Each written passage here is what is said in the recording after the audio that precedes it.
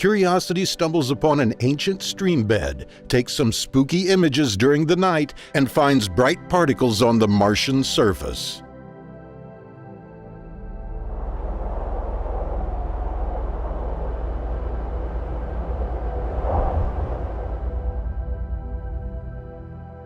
August 6, 2012. The Mars Reconnaissance Orbiter happens to be in the right place at the right time to capture this incredible image of the Curiosity rover parachuting onto the surface of Mars. After a nerve-wracking but successful landing, Curiosity opens its eyes. It will eventually start to climb the mountain in the distance, which is informally known as Mount Sharp.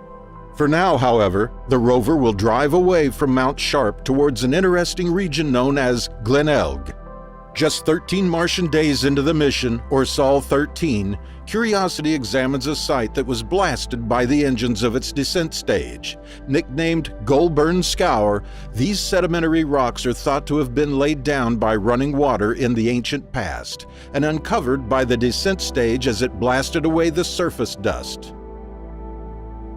On Sol 16, Curiosity takes a close look at the layers which form the base of Mount Sharp, with scientists theorizing that these layers could be another clue of a watery past. On Sol 27, Curiosity comes across a site which again could be linked to running water. This image shows what is known as a sedimentary conglomerate, a geological formation that is created by streams or rivers here on Earth. The engineers at NASA check the health of Curiosity's wheels. They look to be holding up pretty well so far. On Sol 39, the rover comes across yet more evidence of a Martian stream. This is a piece of exposed bedrock, made up of small segments cemented together. This is likely evidence of ancient water due to the rounded elements of the bedrock itself, as well as the round rocks and pebbles surrounding it. It's possible these rounded rocks were transported and deposited here by running water. If finding 3 sites likely formed by running water wasn't enough evidence, just look at how they are arranged. The yellow arrows at each site depict the direction of the ancient stream. While this map shows the route the rover has taken so far, Curiosity turns around to once again take in the sight of the mighty Mount Sharp in this incredible mosaic. Climbing the mountain will be hard, but worth it in the end. Curiosity comes across an interesting pyramid-shaped rock and decides it's a good time to test out its onboard laser. In this image, the dots are where Curiosity trained its laser, and the results are unlike anything yet seen on Mars. The rock has a mineral diversity down to the finest scales and is very similar to a rare but widespread rock type found on Earth. On the road to Glenelg, a site known as Rock Nest is selected for the first use of Curiosity's scoop. The patch of sand downhill from the cluster of dark rocks should make for a great scoop sample.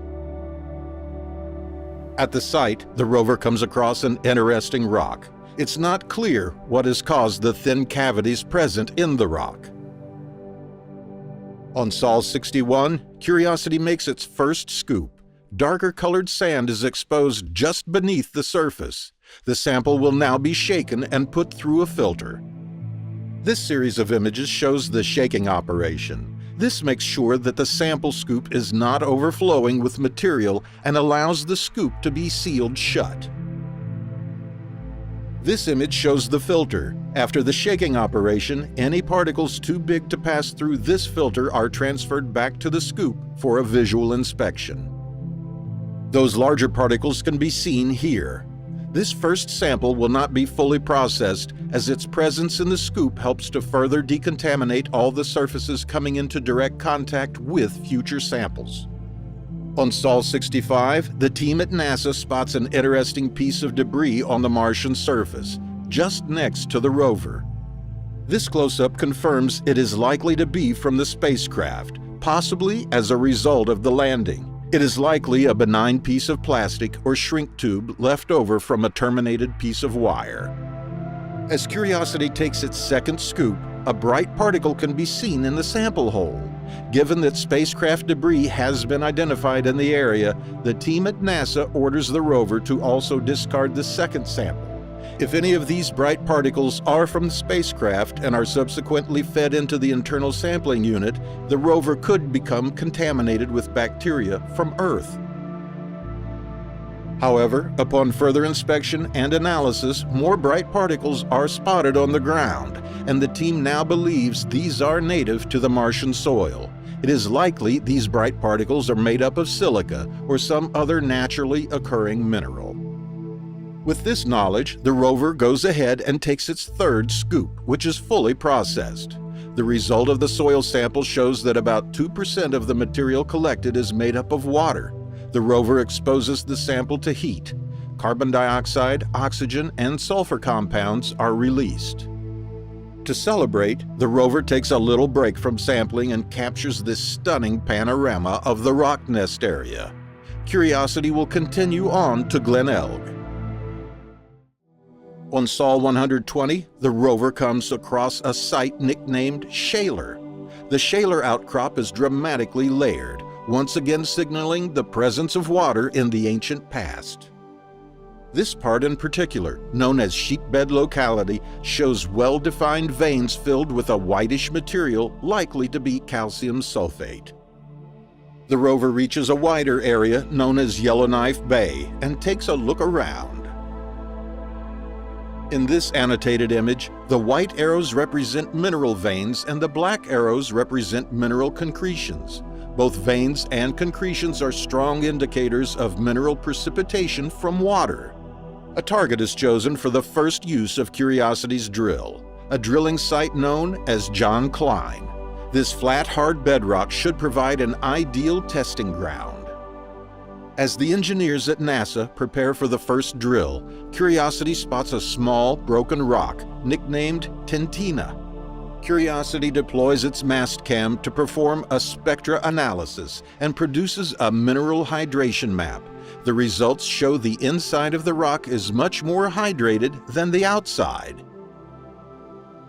The team orders Curiosity to pull an all-nighter. These are the first nighttime images from the surface of Mars. The team wants to see what the rocks look like under UV lighting to see if any fluorescent minerals are present. Unfortunately, this image taken under UV lighting doesn't show much evidence for fluorescent minerals. If they were present, we would see bright red, blue, or orange areas. On Sol 174, Curiosity breaks a rock in half by driving over it. A happy accident. Curiosity's clumsiness reveals a very bright substance within the rock. This is probably caused by the presence of silica, commonly found on Mars. Curiosity takes a selfie before its big drill test at the John Klein site. The drilling goes ahead and is a great success. The drill sample is transferred to the scoop, which will feed the sample into Curiosity's internal sampling system. On Sol 200, Curiosity stops responding to commands. Engineers fear Curiosity is stuck in a boot loop, which will cause the rover to drain its battery and be unable to function. Luckily, Curiosity has two computers on board for such a problem, Side A and Side B, or pilot and co-pilot. The rover is programmed to switch to the co-pilot automatically if the pilot malfunctions. However, the pilot has other plans and does not cede control to the co-pilot. The engineers are worried that the pilot could shut off the radio at any moment and they would never hear from the rover again. They decide to take a risky move and shut down the pilot, hoping that the co-pilot will then step in and take over. After shutting down the pilot, the team waits to hear a signal from the co-pilot, which should happen right away. 1 minute passes, no signal. 4 minutes pass, still no signal. Then finally, the signal comes in, and it's clear that the co-pilot is now in charge. Curiosity can breathe a sigh of relief and continue with operations. Now that the rover has switched over to the B side, the team must check all the systems once again. Now that everything is working as intended, Curiosity takes a long drive. This image, taken on Sol 343, shows the road before Curiosity. The two gray rocks in the center are nicknamed twin cairns.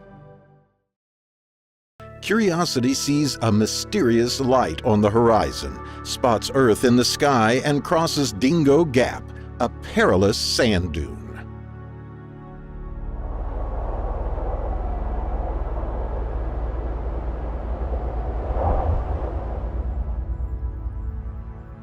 Curiosity is now en route towards the central peak of Gale Crater. To make the journey easier, Curiosity has the ability to drive itself with no help from anyone on Earth.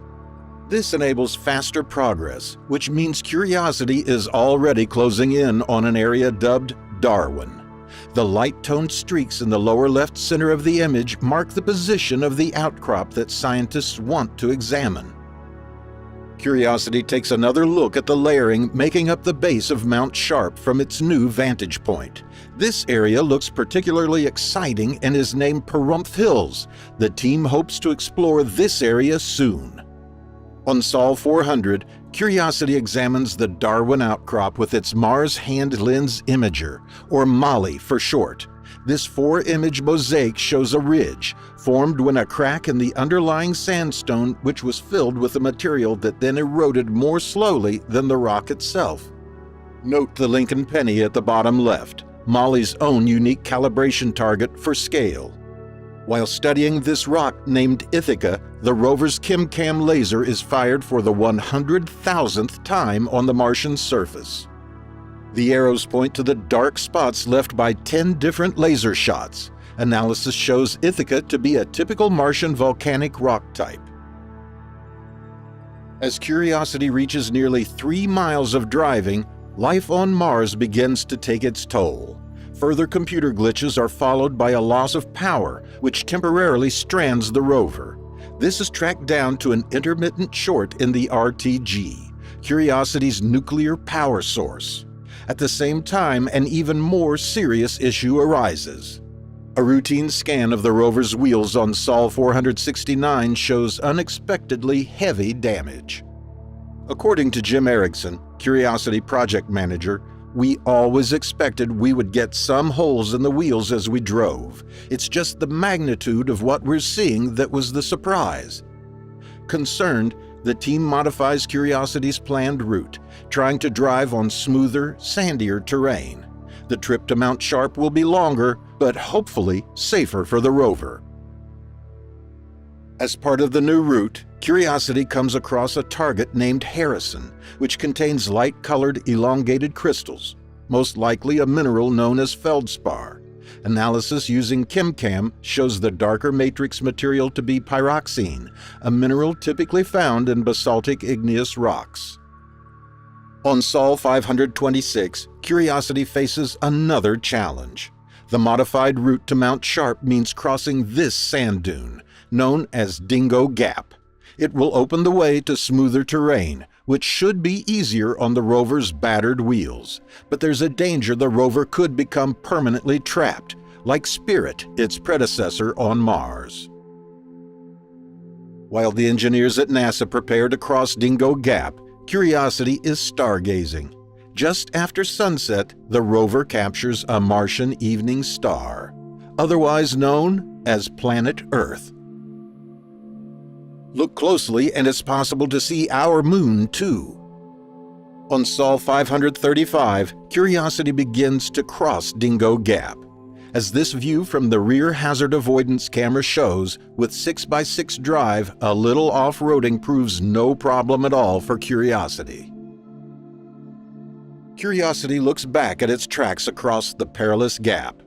To give you an idea of scale, the distance between the parallel tracks is about 9 feet or 2.7 meters.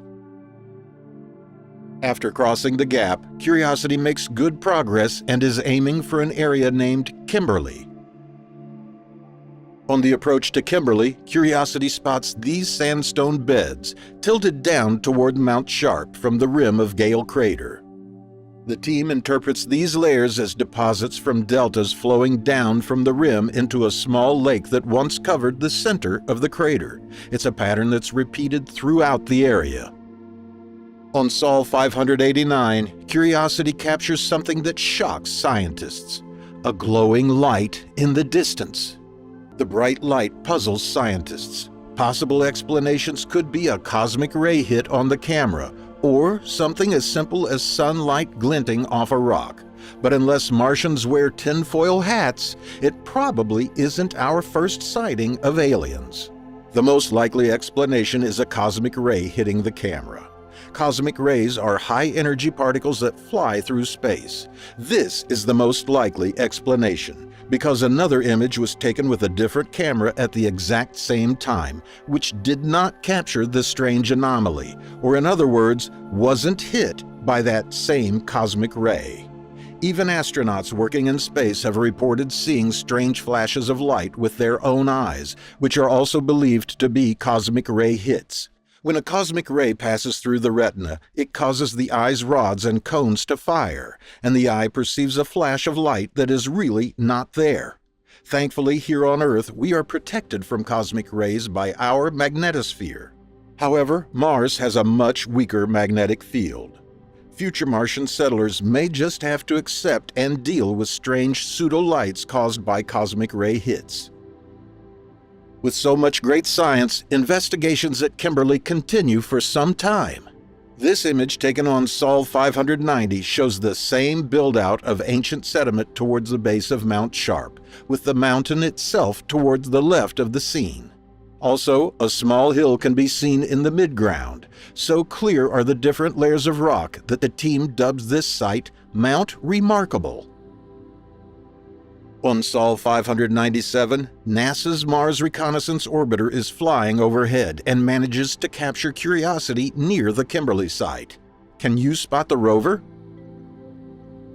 On Sol 609, Curiosity arrives at a rock slab that scientists called Winjana. The 2-foot-wide rock looks like a perfect target for Curiosity's drill. As these before and after shots show, an area of the rock around 6 centimeters across is scrubbed using the dust removal tool, followed by test drilling to a depth of around 2 centimeters, and a full-sized test hole. The series of dark dots which are visible inside the hole were created by Curiosity's ChemCam laser. The samples obtained are examined by several of Curiosity's onboard scientific test instruments. The results are analyzed by researchers back on Earth and point to the likelihood that flowing water was once prevalent in the area. Pleased with its work around Kimberley, Curiosity poses for a selfie. On Sol 648, Curiosity is looking at the Sun and manages to capture something remarkable. An object crossing its field of view. This object is actually the planet Mercury, and it's the first time a planetary transit has been witnessed on a planet other than Earth.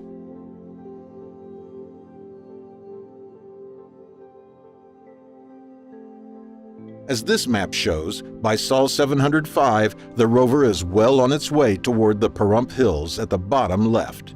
The new route designed to make the journey easier on Curiosity's wheels will take the rover through a valley aptly named Hidden Valley. However, this new soft-sanded route doesn't come without problems. After driving only a short distance into the valley, the rover's wheels seem to be slipping on the ground, and the team starts to worry that the rover may become stuck. Rover planners decide it's too risky to continue, and so order Curiosity to leave the valley and head back to more stable ground. Curiosity escapes Hidden Valley, explores a site named Garden City, and witnesses the Martian sunset.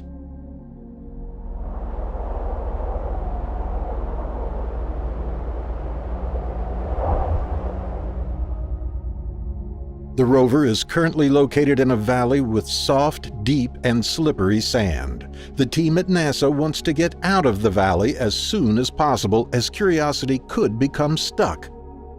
This series of images from the rear hazcam shows the rover backing out of the valley, retracing its tracks. This is the view from the other side of the rover, the front hazcam, as the team initially sent the rover in backwards, a strategy used to compensate for the poor health of Curiosity's wheels. Now, safely out of Hidden Valley, Curiosity is finally approaching the Pahrump Hills. The team decides to take a drill sample at this site, known as Confidence Hills, as the rocks nearer to Mount Sharp will help to develop a picture of what happened in this area. Here is the sample in the scoop. On Sol 801, the team decides to perform an experiment by driving over a sand ripple to expose the material below. The reason for this experiment is to gain a better understanding of the loose, wind-deposited sand ripples in the area. Hopefully, more knowledge about these deposits will prevent future situations like the one at Hidden Valley. The wheel track provides a cross-section view of the sand deposit, and Curiosity uses its laser to take data. On Sol 817, Curiosity comes across some interesting exposed bedrock and takes a close look. The area is about 6 feet or 2 meters across.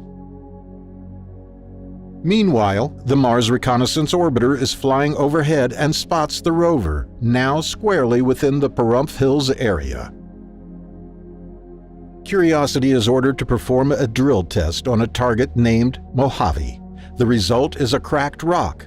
On Earth, geologists carry hammers to crack rocks.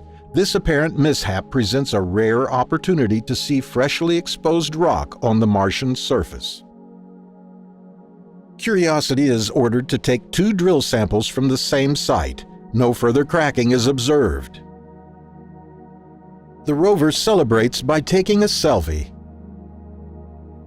This map shows an area named Artist's Drive, which Curiosity will have to pass to access higher rock layers on Mount Sharp.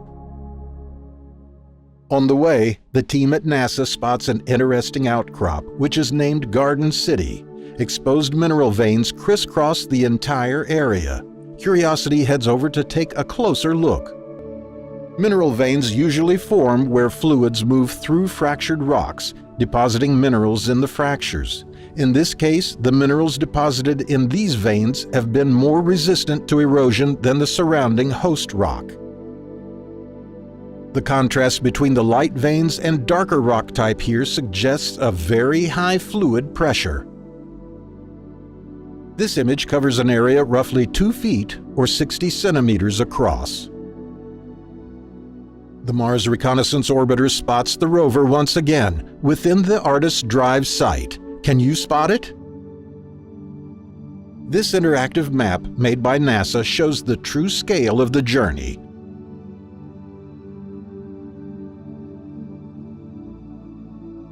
Zooming out from the Pahrump Hills area, we can see the size of Gale Crater as well as Mount Sharp in the center. Gale Crater is roughly 96 miles in diameter or 154 kilometers.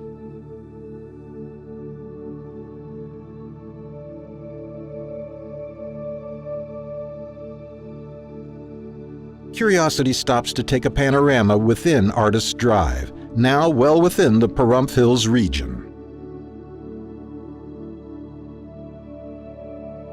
This mosaic shows the view in front of the rover. Gravel and sand ripples can be observed in the foreground, typical of terrains that Curiosity traversed to reach Mount Sharp from its landing site. Outcrops in the midfield are of 2 types: dust-covered, smooth bedrock that forms the base of the mountain, and sandstone ridges that shed boulders as they erode. Rounded buttes in the distance contain sulfate minerals, perhaps indicating a change in the availability of water when they were formed. On Sol 956, Curiosity captures multiple images of the Martian sunset. This short series of images provides the most detailed view of what a sunset looks like on Mars. As Curiosity continues, it approaches an area nicknamed Logan Pass. This closer image shows that this terrain is unfavorable for the rover. Instead, the team decides to take Curiosity through a safer passage known as Marias Pass. On its way through, Curiosity observes what scientists are calling the Stimson Unit. These dark areas of finely bedded sedimentary rock are found throughout Gale Crater and make up the Stimson Unit. Here, the lighter-colored mudstone is intersecting below the Stimson unit, leading the team to conclude that the mudstone was created first, and then a large body of water-deposited minerals that make up the layers of the Stimson unit. This image of another contact zone at Marias Pass, nicknamed Missoula, lends further credence to this theory, as the white mineral veins abruptly end where they meet the darker rock above. So firstly, the mudstone would have hardened, then fractured, and then groundwater-deposited minerals to form these veins. Sometime after that, large bodies of water made the layers visible at the top. Just a few days later on Sol 1041, Curiosity comes across another interesting rock, which is thought to have been formed by the wind and contains a large amount of silica. Rocks containing silica are known to be exceptionally good indicators of ideal conditions for preserving ancient organic material. The team at NASA orders Curiosity to examine the health of its wheels. During this process, a rock can be seen hitching a ride inside one of the wheels.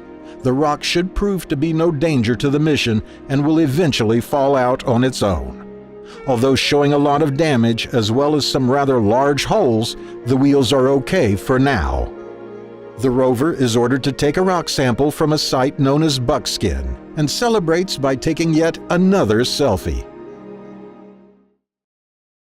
Curiosity explores a giant dune field, takes some stunning images, and approaches the entrance to Murray Buttes.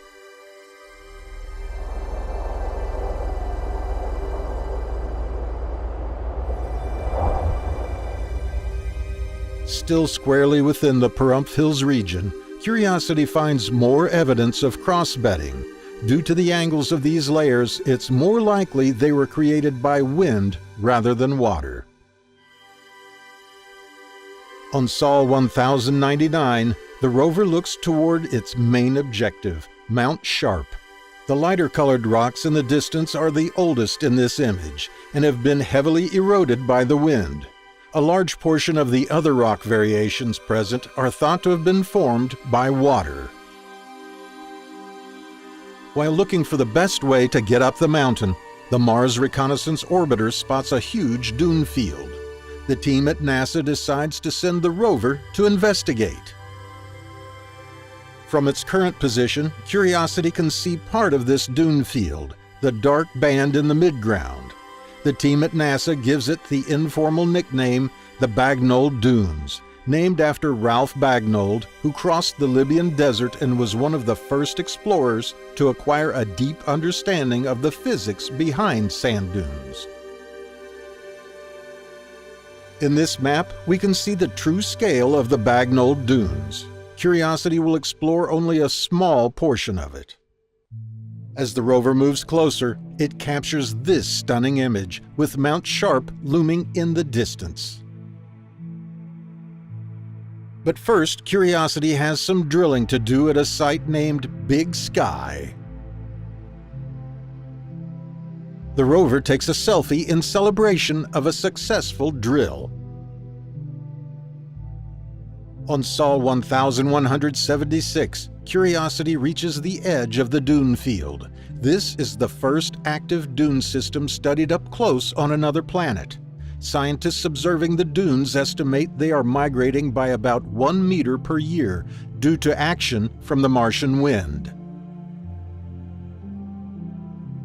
The rover carefully dips a wheel into the sand. This close-up image of the dune portion disturbed by the wheel shows finer grains of sand below the surface. This close-up shows an undisturbed portion of the dune. We can see that only coarse surface material remains, after wind action has removed the smaller particles. On Sol 1197, Curiosity comes across a very steep dune which the team names Namib Dune. The thing which differentiates dunes from the usual sand deposits, such as those the rover was nearly stuck in at Hidden Valley, is that dunes are steep enough on their downward face that material can actually fall down the side of the dune.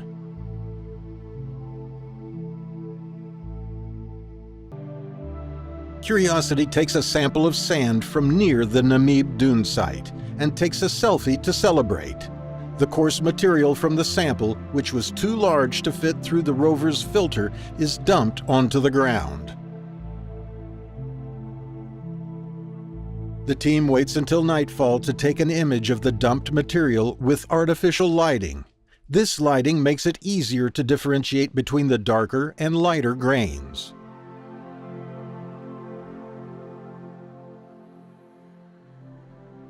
Curiosity continues the journey up the base of Mount Sharp, reaching a site known as Nowclift Plateau.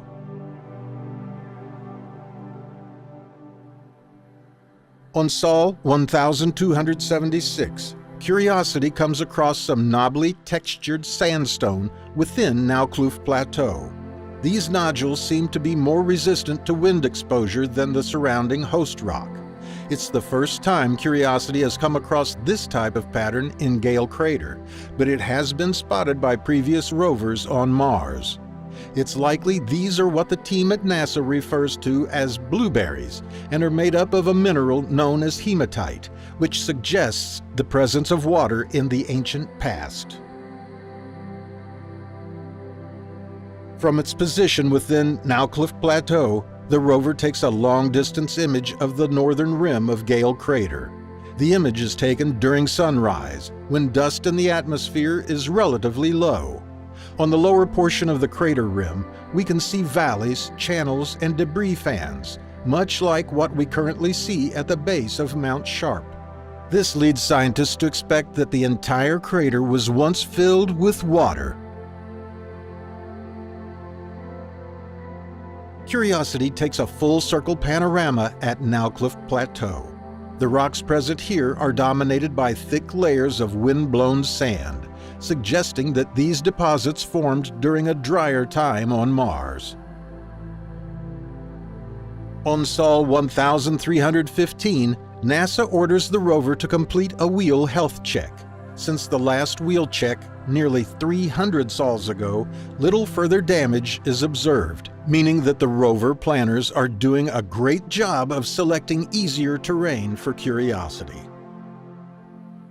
As Curiosity comes close to completing 4 Earth years on Mars, it hits a milestone of 2 Martian years studying the planet. During this time, Curiosity has been studying Martian seasonal patterns. As you can see from the graph, Mars is much colder than Los Angeles. The height of the bars represents the temperature difference between night and day. During the summertime in Gale Crater, daytime temperatures can reach a survivable -10 degrees Celsius or 14 degrees Fahrenheit. However, on the very same night, temperatures could drop all the way to -70 degrees Celsius or -94 degrees Fahrenheit. Curiosity also takes measurements of atmospheric pressure. This data will prove to be extremely useful if NASA ever wanted to send a helicopter to accompany a future rover. The rover takes a drill sample at Nowclift Plateau and looks toward Mount Sharp.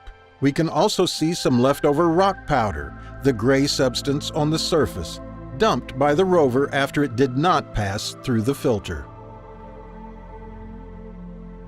After a big drive, Curiosity arrives at the gates of a site known as Murray Buttes.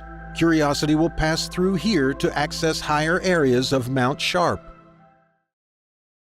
Curiosity explores some giant mesas, finds a Martian meteorite, and captures multiple dust devils.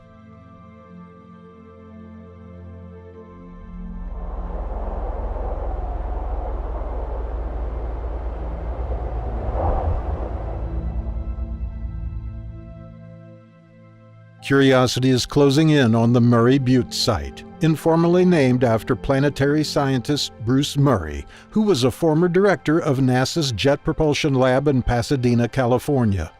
The 2 most prominent mesas in this image are about 260 feet or 80 meters apart. The mesas are about 33 feet or 10 meters high. The buttes and mesas here are thought to be eroded remnants of ancient sandstone created by wind-blown sand after lower Mount Sharp had formed. They are capped with material that is relatively resistant to erosion, giving them a top-heavy appearance, as is the case with many buttes and mesas here on Earth. The rover gets a view from a different position. The relatively flat foreground is part of what scientists are calling the Murray Formation, which includes ancient lakebed mud deposits. We've seen this formation in previous episodes and examined how it interacts with the Stimson unit, made up of darker layered deposits. Curiosity moves closer to one of the buttes, which is given the affectionate nickname Butte M9A. It stands at about 16 feet or 5 meters above Curiosity. On the left side of the butte, the average slope is estimated to be at about 40 degrees, while the right side is less steep at about 30 degrees. The rover takes a step back to get yet another view of this scenic area. It will now pass through the buttes. The rover takes 5 incredible close-up images on its way through.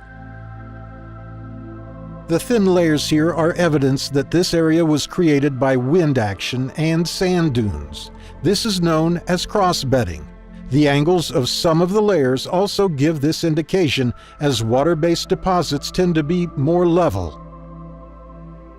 Now, almost safely through the buttes, Curiosity takes a drill sample and celebrates by, you guessed it, taking another selfie. On Sol 1505, Curiosity comes across a very strange rock. Using its laser, the rover confirms the rock to be an iron-nickel meteorite. The shiny white spots you can see on the rock are due to the laser pulses, and the meteorite is around the size of a golf ball. Curiosity looks toward the higher elevations of Mount Sharp. These annotations give a sense of distance and scale.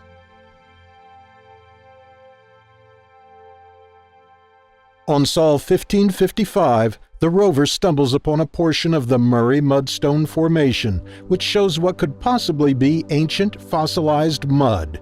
This small grid of polygons could have originated as cracks in drying mud over 3 billion years ago. The area is given the nickname Squid Cove. The polygons are around 1 to 2 centimeters or half an inch to an inch long. Another rock slab in the area showing the same type of pattern is observed. It's given the nickname Old Soaker. Curiosity drives to get a closer look. This pattern would have been created by a 3-step process after ancient Martian mud dried out, causing it to crack. First, wind-blown sediments filled the cracks. Second, the sediments and mud became rock under the pressure of younger layers accumulating above them. Lastly, after the younger layers were removed by the wind, the sedimentary areas remained, being more resistant to erosion than the mud, causing them to appear as ridges now instead of the cracks they originated as. On Sol 1587, Curiosity takes a break from driving. The team picks up the next day where they left off and sees that the sand beneath the rover has moved. This constant action from the wind is responsible for a lot of the rock formations and dunes we've seen so far. The area pictured beneath the rover is around 3 feet or 1 meter across. It's summertime in Gale Crater, and Curiosity spends the next few days observing dust devils. These dust devils are created by the sun heating up the surface, causing convection currents as hot air rises, carrying dust with it. They are most active in the Martian summer, as they are here on Earth. In this recording, we can see the dust devil disappear over a hill in the distance. In reality, the dust devils are moving much slower, as the images making up this sequence were taken in intervals of 12 seconds. On Sol 1598, Curiosity reaches a strange-looking hill. It's given the nickname Ireson Hill and stands about 16 feet or 5 meters high. Nearby is a large dune field. It's given the informal name Nathan Bridges Dune, in memory of the planetary scientist Nathan Bridges, who was leading the Curiosity team's Dune campaign. On Sol 1641, a wheel check shows a break in the raised tread on one of Curiosity's wheels. These raised treads are called grousers, and testing with identical wheels on Earth shows that when 3 grousers have broken in any one wheel, the wheel has reached around 60% of its useful lifespan. Fortunately, the slow rate at which the grouser's condition is deteriorating means Curiosity can continue for quite some time. Other images taken during the wheel check show a slight increase in the number and the size of holes present.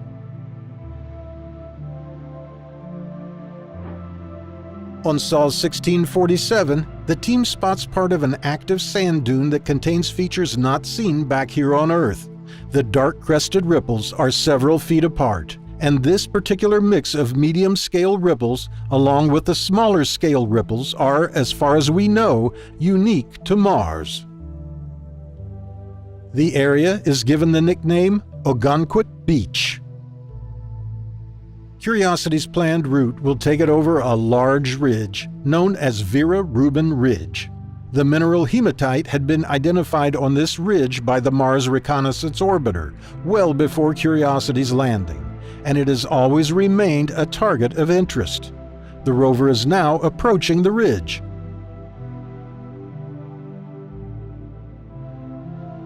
As Curiosity gets closer, the layered deposits making up the ridge become clearer. The rover will now begin to climb up the ridge. As this map drawn up on Sol 1750 shows, the Vera Rubin Ridge climb will give Curiosity access to special areas higher up Mount Sharp, such as the clay and sulfate units. The yellow line beyond Vera Rubin Ridge shows the proposed route.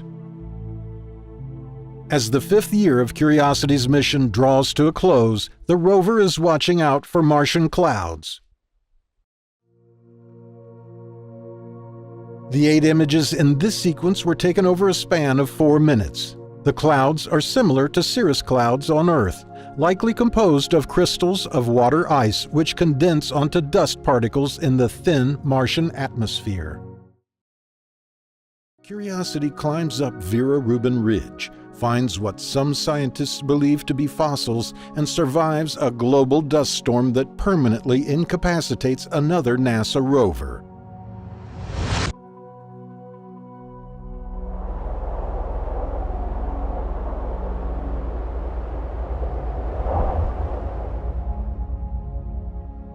You may have noticed that Curiosity hasn't taken a drill sample for quite some time.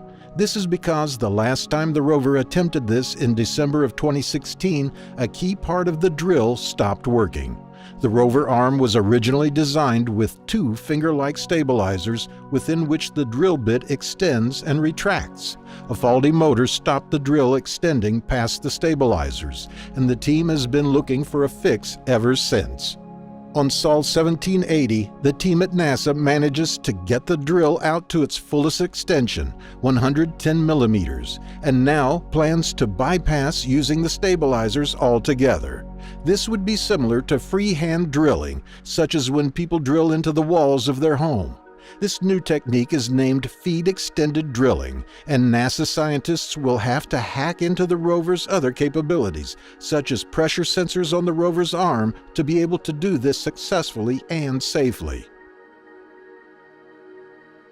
Curiosity is approaching Vera Rubin Ridge. The horizontal stratification of the rock coupled with the crisscrossing white veins are indicators of fluid flow through the rock. This ridge will make a great target to test the new drilling method. The rover edges closer. The team at NASA decides to deploy Curiosity's dust removal tool on a nearby rock. First, the dust removal tool is inspected for damage. The wire bristles are spun at 10,000 revolutions per minute for a duration of around 60 seconds when removing dust. The wire bristles seem to be holding up well, and the rover is ordered to proceed.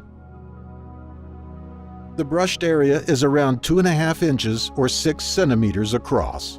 The purple tint signals the presence of hematite. The area is nicknamed Christmas Cove.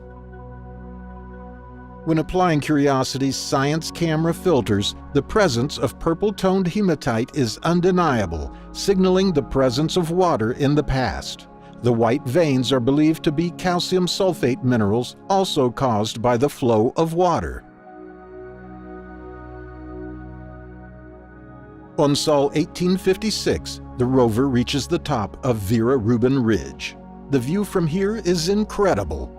The slopes in the distance make up the northern wall of Gale Crater, and Curiosity's landing site is also visible.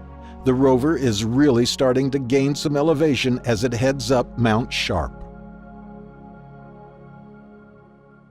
At the top of Vera Rubin Ridge, the rover comes across some strange, stick-shaped features. They are about 5 to 10 millimeters long, or about the size of a grain of rice. Some scientists believe these could be ichnofossils, a record of biological activity in the past, but not direct fossilized remains of an animal or plant. They argue that nothing like this has ever been seen on Mars before. They are concentrated in this area, and they resemble trace fossil burrows back here on Earth. What makes this even more compelling is that Vera Rubin Ridge could very well have been an ancient shoreline. The rover planning team gives Curiosity some more time to investigate with its ChemCam instrument. However, it fails to gather any usable data. NASA believes these features are simply fracture fills that are more resistant to erosion, which have broken up to create these small, dark sticks. What do you think? Leave your theories in the comments below. Curiosity comes across a staircase-like feature atop Vera Rubin Ridge. The layering of the rocks up here really interests the team at NASA.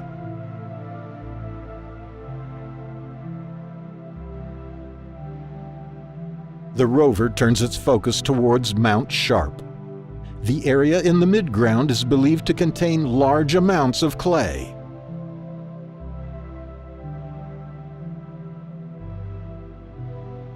This map shows the journey thus far. The rover has made it over the Bagnall Dunes, up onto Vera Rubin Ridge, and is making good progress up the base of the mountain.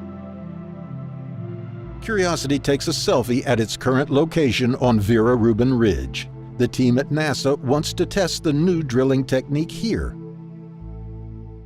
On Sol 1956, the rover performs a partially successful drill using the new so-called freehand method. At just 2 centimeters, the depth isn't enough to enable Curiosity to process the sample, but it's a step in the right direction. On Sol 2057, the team orders Curiosity to attempt another drill at a site named Duluth.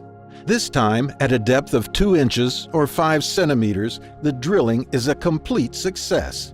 This is the first drill sample taken in over a year, and the team at NASA is ecstatic.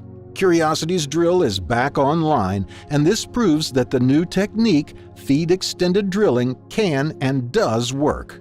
While the rover is happy with its success, the Mars Reconnaissance Orbiter is circling the planet overhead and detects a dust storm starting to grow in size.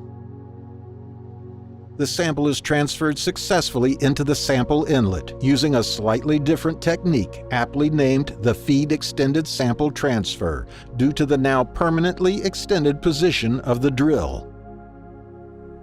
On Sol 2074, the Mars Reconnaissance Orbiter reports that the dust storm is growing significantly in size and intensity, covering the whole planet. This series of images shows how the storm has grown. This image shows what the face of the planet now looks like. You can see huge swirls of dust almost covering the entire planet.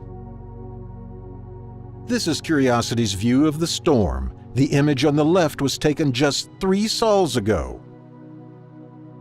Curiosity wants to celebrate a successful drill in its usual way, by taking a selfie. So it does, even if it is a little bit dusty out there. Luckily for Curiosity, it has a nuclear power source and doesn't rely on solar panels, unlike some of NASA's previous rovers. One such rover, Opportunity, is currently exploring the other side of the planet and has been doing so for the past 14 years. Unfortunately, this is the last picture NASA received from the Opportunity rover. After 14.5 years of continuous, faithful service, Opportunity stopped responding and went into hibernation. The dust covered its solar panels and the rover was unable to generate enough power to keep itself warm at night. Most of its components are thought to have been frozen and irreversibly damaged. It's unlikely the rover will ever come back online. As the storm begins to subside, the now lonely Curiosity rover takes another snap of the Duluth drill site. These two images show the site before and after the storm. Curiosity takes a quick picture of its drill to check for any damage from the new drilling method. All seems to be holding up well so far. Curiosity has an issue with its memory, stares at clouds in the sky, and witnesses a Martian eclipse.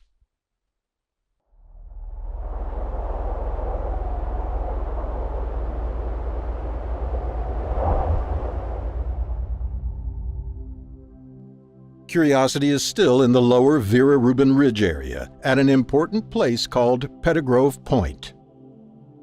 The rover has been drilling at this spot for a long time, but has failed to reach the desired depth. Sadly, the rock is too hard to penetrate. Incidents like this cost a lot of time and energy. Going forward, the engineers at NASA decide to drill only at spots that meet two criteria. 1. Did the surface scratch the bristles of the dust remover tool? And 2. Are the calcium sulfate veins properly exposed after brushing? If it's a yes to both these questions, it's a strong signal for the rover to attempt a drill sample. The next day, on Sol 2122, the rover attempts again, this time at a place called Ailsa Craig. As a test, the dust removal tool tries to brush off the top sediments.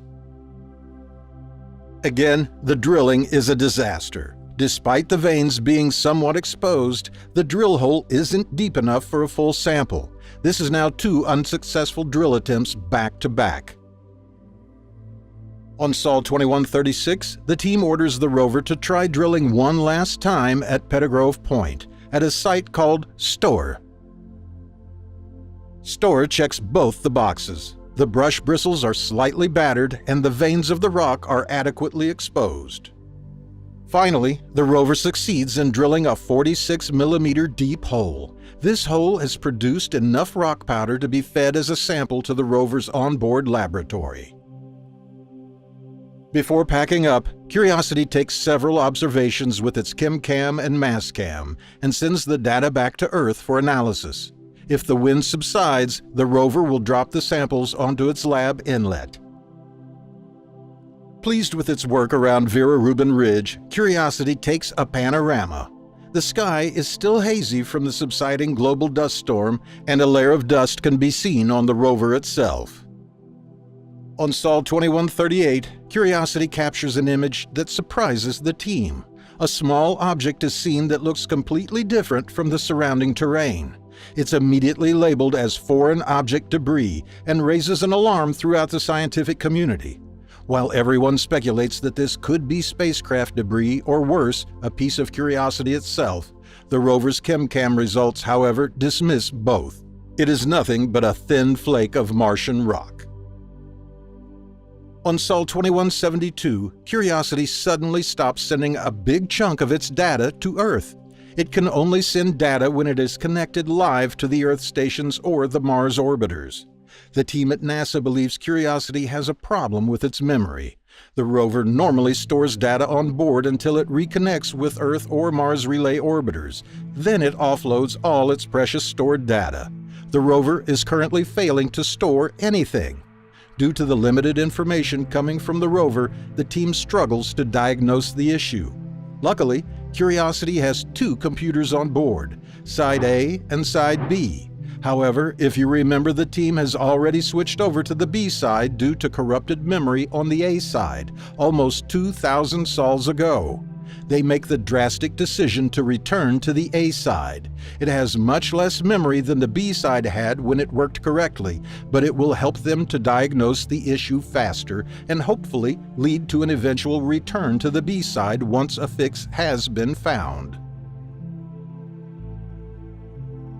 Curiosity resumes operations from its A-side computer, taking this panorama at a location known as Rock Hall. The rover also takes a selfie here after a successful drill sample. The area is still covered in dust after the global dust storm that incapacitated the Opportunity rover. Curiosity is now moving towards a clay-rich area that scientists have been hoping to see for the last 7 years. This visualization shows the proposed route for the rover. It will explore the aptly named clay-bearing unit before marching onwards and up Mount Sharp into the sulfate-bearing unit. The rover may eventually reach Gedizvalis Channel, which has an uncanny resemblance to an ancient river. Curiosity looks toward the clay-bearing unit and sees waves in the foreground. Toward the left of the image is a portion of Vera Rubin Ridge. Scientists are trying to figure out why that ridge has resisted erosion, and yet the clay-bearing unit is much softer. The clay-bearing unit is an eroded valley between Vera Rubin Ridge and higher regions of Mount Sharp. The best explanation for why this valley has been eroded is some form of massive environmental change in the ancient past.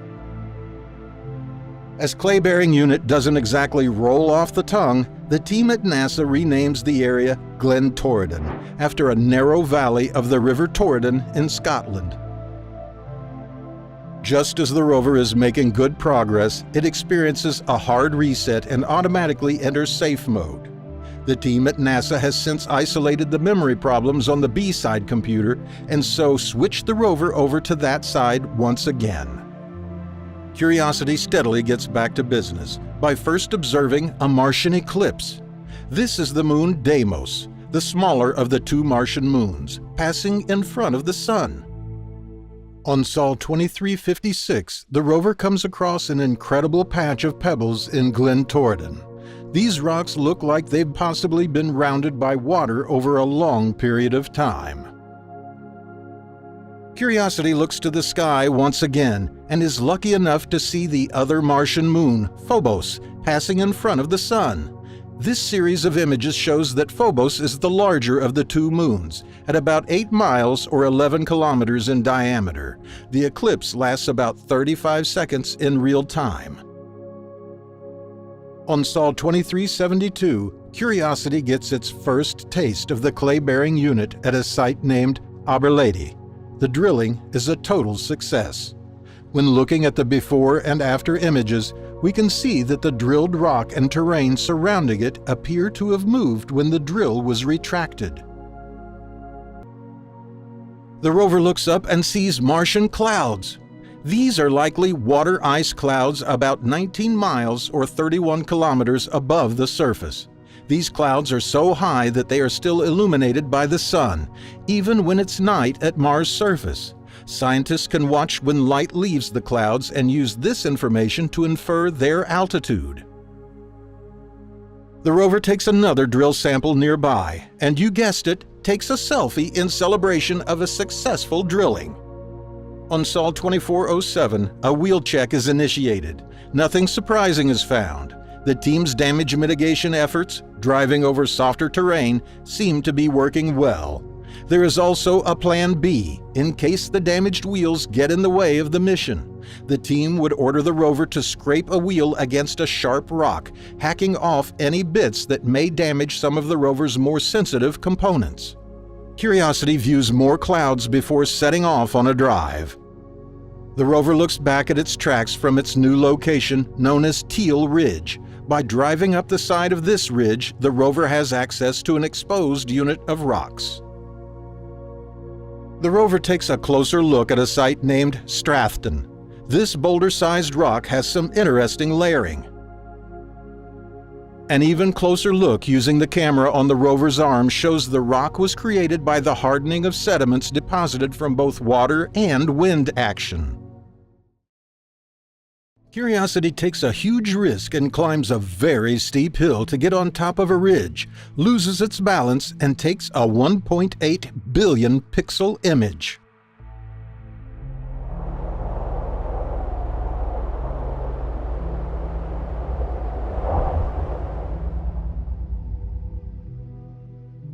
After taking 2 drill samples at a site known as Glen Etive, Curiosity takes a selfie. These annotations show the crater rim in the distance, as well as Vera Rubin Ridge.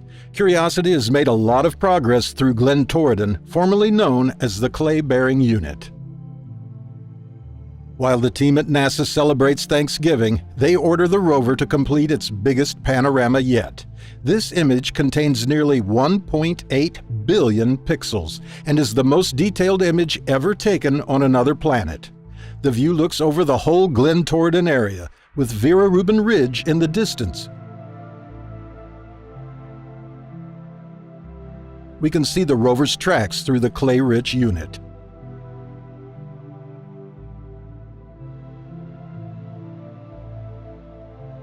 As we zoom in on the formidable Mount Sharp, we can see a ridge. This is part of what's known as the Green Hue Pediment, and Curiosity will eventually have to climb up it in order to access higher layers on the mountainside.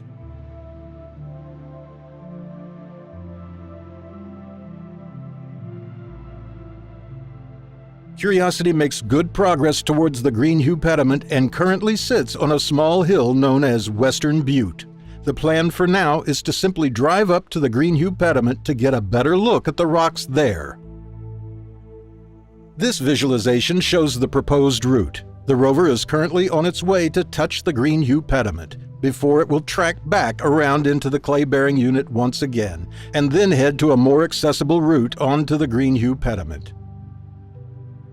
The rover edges closer to the Green Hue Pediment. Geologists desperately want to gather data from the top of the structure, and so talks begin among engineers about a possible climb for Curiosity. Then, on Sol 2649, Curiosity wakes up with a bad attitude, quite literally. The rover is feeling dizzy and stops all operations. Just like us humans, Curiosity needs to have an awareness of itself relative to its environment. This data is normally stored in its memory and tracks things like the angle of the slope it sits on, how close its arm is to the ground, and if there are any big rocks nearby that could pose a hazard. The rover evaluates this data before engaging any motors to make sure that any movements can be performed safely. When the answer is no, the rover freezes in place and waits for the ground team to guide it on the next move. The team at NASA discovers a problem with Curiosity's attitude. The aerospace definition of attitude is how an object is placed in a 3D space. Basically, it's 3D orientation. So we can confidently say that Curiosity currently has a bad attitude. After the ground team informs Curiosity of its proper attitude, the journey continues. This map shows Curiosity's current location on Sol 2654. The rover is now very close to the overbearing Green Hue Pediment. To access data from the top of Green Hue, the rover will have to start climbing. Although this takes the rover on a little detour from its proposed route, the engineers agree that it's possible and worth the risk. Before making the climb, Curiosity uses its dust removal tool on a nearby rock. Multiple exposed mineral veins are present in the image. The team decides this area would make a good drill sample, so Curiosity drills another hole, this time on a rock feature called Hutton.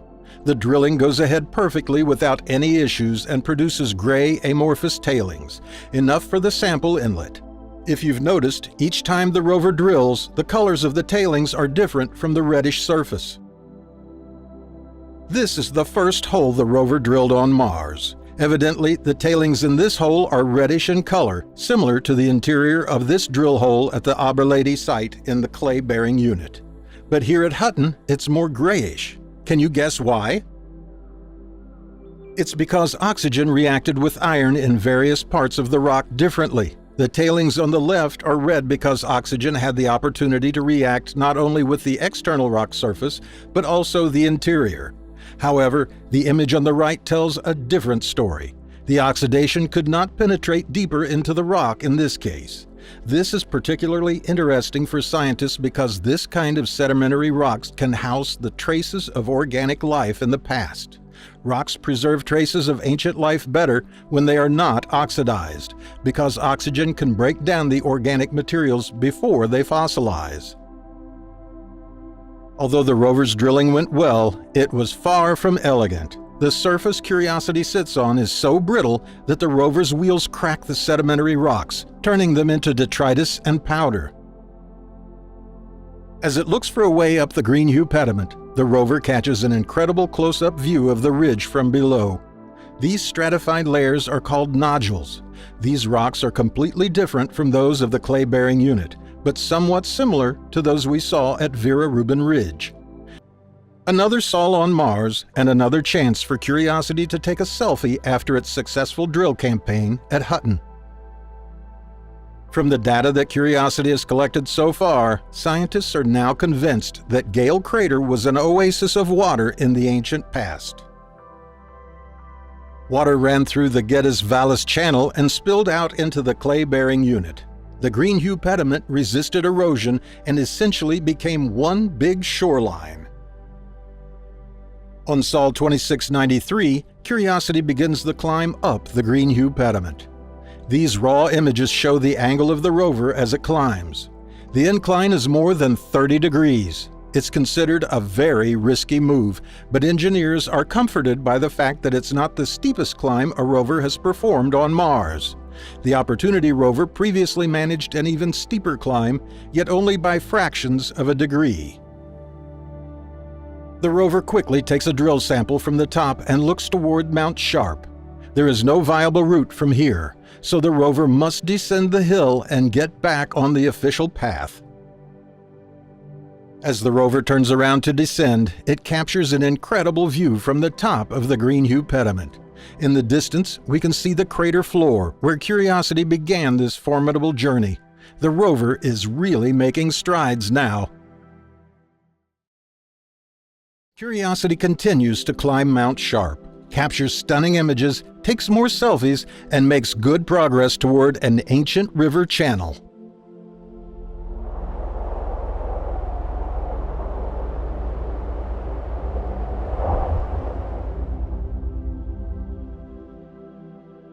Curiosity is currently watching a dust devil from its position at a site known as Mary Anning.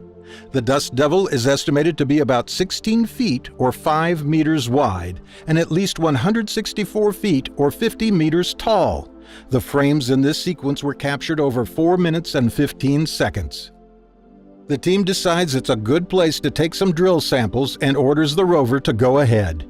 Curiosity drills 3 holes. This time-lapse shows one of the drill attempts. In reality, it took the rover over 20 minutes to complete, using the feed-extended drilling method, which still seems to be working well.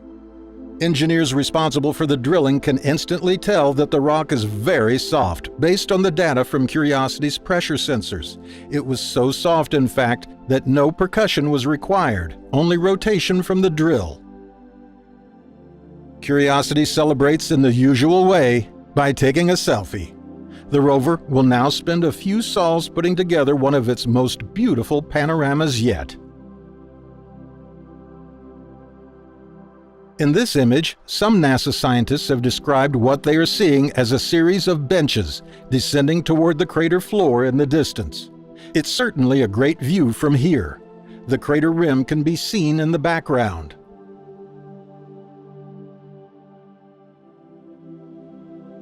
Curiosity turns around to continue the climb up Mount Sharp and comes across some interesting terrain.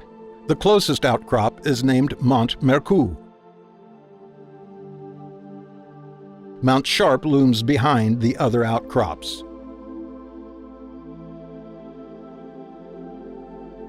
While looking up, the rover captures a special type of cloud. These iridescent or mother-of-pearl clouds are sometimes spotted here on Earth at high latitudes, but are very rare. They radiate different colors and occur when clouds are very high in the atmosphere. This type of cloud might actually be more common on Mars due to the thin atmosphere. The rover approaches Mont Mercou and takes 2 mosaics from slightly different positions. When put together, these images create a 3D effect. The rover team spots some clouds behind Mont Mercure. They order Curiosity to take a few more images, which are then combined into a video sequence. Each frame of the sequence is made from 6 individual images. The rover takes a selfie near Mont Mercure after a successful drill campaign at a site named Nontron. It's named after a village in France because the area on Mars contains nontronite, a rare type of clay. The mineral was named after the area that it was first found, the French village Nontron. Curiosity spends a little more time observing clouds before setting off on a big drive. The team orders the rover to look toward a mountain in the distance, and they give it the name Rafael Navarro Mountain, after the astrobiologist Rafael Navarro Gonzalez, who worked on the mission until he passed away on January 6, 2021. This image shows the proposed route. Curiosity will pass alongside Rafael Navarro Mountain and then climb up onto the Green pediment once again, before proceeding to the exciting Geddes Vallis Channel. Before doing that, Curiosity cannot resist climbing up on top of Mont Mercure and taking a panorama. The other side of Mont Mercure is relatively flat, so it was an easy drive for the rover. Still, the team at NASA won't allow the rover to get too close to the edge. After a long drive, Rafael Navarro Mountain comes into range. The rover will pass alongside this to access higher layers on Mount Sharp. Curiosity finds what looks like a Martian flower, finally reaches the start of the ancient river channel, and finds flaky rocks that look almost identical to rocks from streams or rivers here on Earth. After a short solar conjunction, the rover is back online and looking at some strange nodules on the ground. They are seen in abundance in this area, and the team orders Curiosity to crush some using its wheels. The crushing doesn't go entirely as planned, but reveals a shiny substance within the rock. The rocks seem to be getting harder than those seen in the clay-bearing unit. The rover is making good progress and coming up to a small passageway between the Green pediment and another big outcrop. This is given the name Maria Gordon Notch.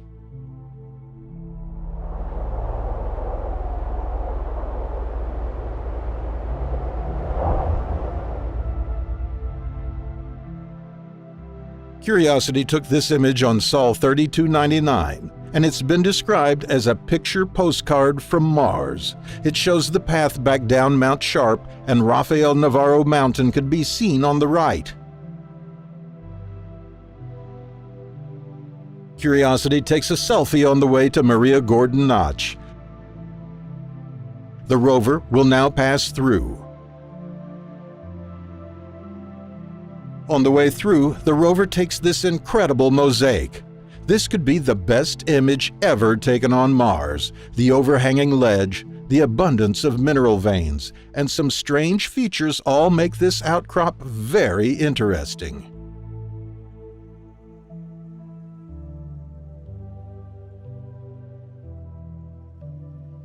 Just look at this huge vein. It's resisted erosion while the surrounding rock has been slowly consumed by many years of water or wind action.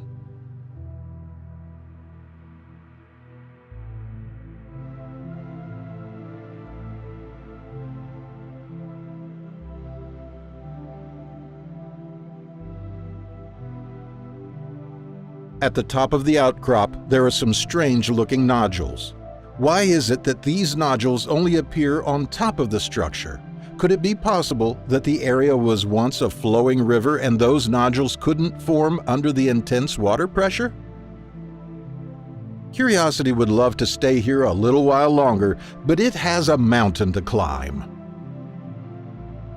On Sol 3325, more clouds are observed in the Martian sky. You can see their shadows rolling across the landscape. This series of images shows the view directly above the rover. On Sol 3396, Curiosity finds what some people are describing as a Martian flower. This strange object is smaller than a coin and is covered by a thick layer of Martian dust. At first glance, it looks like a plant. However, NASA believes this to simply be a cluster of mineral veins left over after the host rock completely eroded. We don't often see formations like this on Earth due to the higher gravity and denser atmosphere. On Sol 3415, Curiosity decides to once again climb up on top of the Green-Hugh pediment. The rover takes this mosaic at the top, but there's a problem. The top of Green-Hugh is littered with what scientists are calling gatorback rocks, which could damage Curiosity's wheels. The rover will have to get back down and find another way into the river channel. This view of Green-Hugh shows a sloping landscape in comparison to the level layers of the outcrops in the distance. Could Green-Hugh have been an ancient slope into water? The rover takes a closer look at these sharp rocks before descending once again. This is the second time the rover has climbed and then had to descend from the Green-Hugh pediment. On Sol 3492, the rover comes across some flaky rocks that look almost identical to some rocks back here on Earth created by streams and rivers. On its 10th birthday, the rover sits here, at the start of the Geddes Vallis Channel. Its journey has been incredible. Curiosity has driven 17 miles, or 28 kilometers. Curiosity has acquired almost 500,000 images, transmitted 31 terabytes of data, climbed more than 2,000 feet or 612 meters, and its findings have given way to 883 academic papers.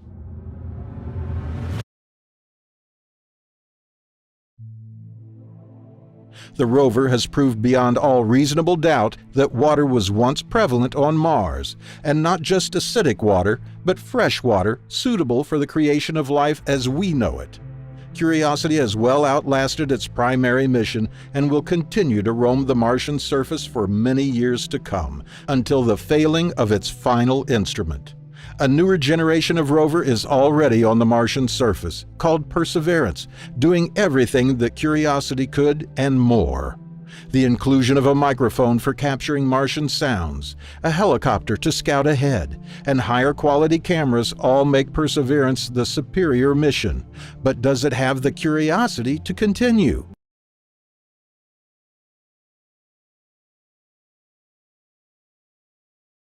Welcome to Mars.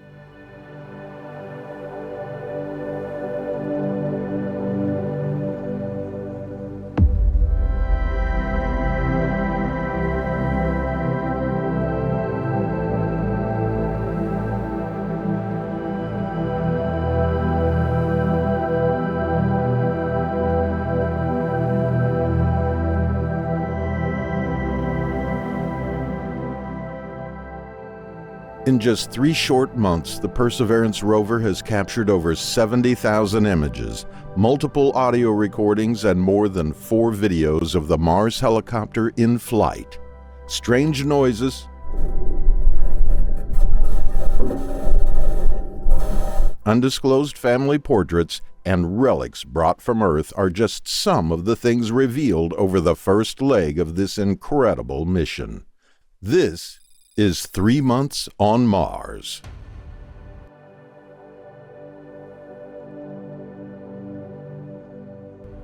February 18, 2021. The Perseverance rover makes history by recording its descent and landing. A coded message is hidden in the coloring of the parachute, which reads the phrase, "Dare mighty things." The heat shield is released, giving us a clear view of the surface. The landing is fully automated. The craft is now checking for the best spot to land.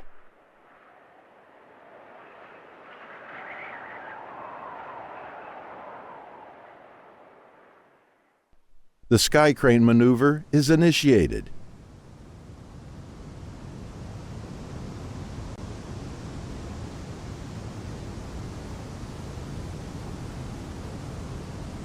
The video footage you are watching is currently being transmitted to the rover through a cable. before the cable is cut and the descent stage flies away to crash land.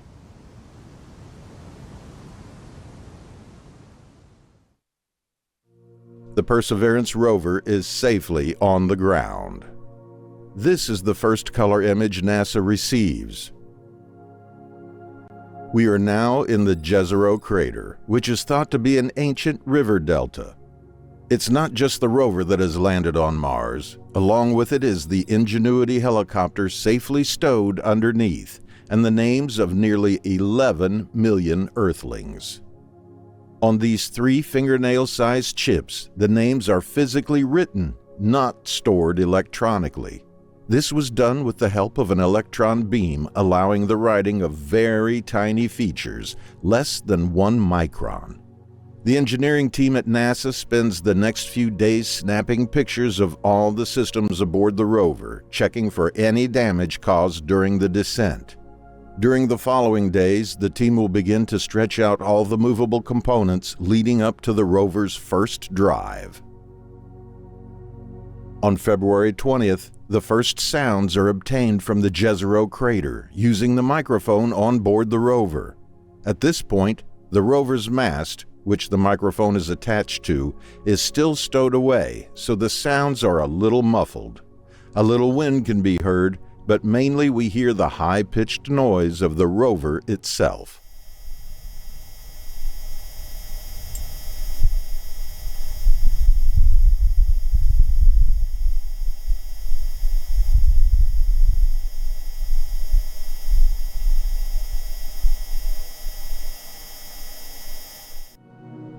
This next recording has been filtered, allowing us to hear the Martian wind a little clearer.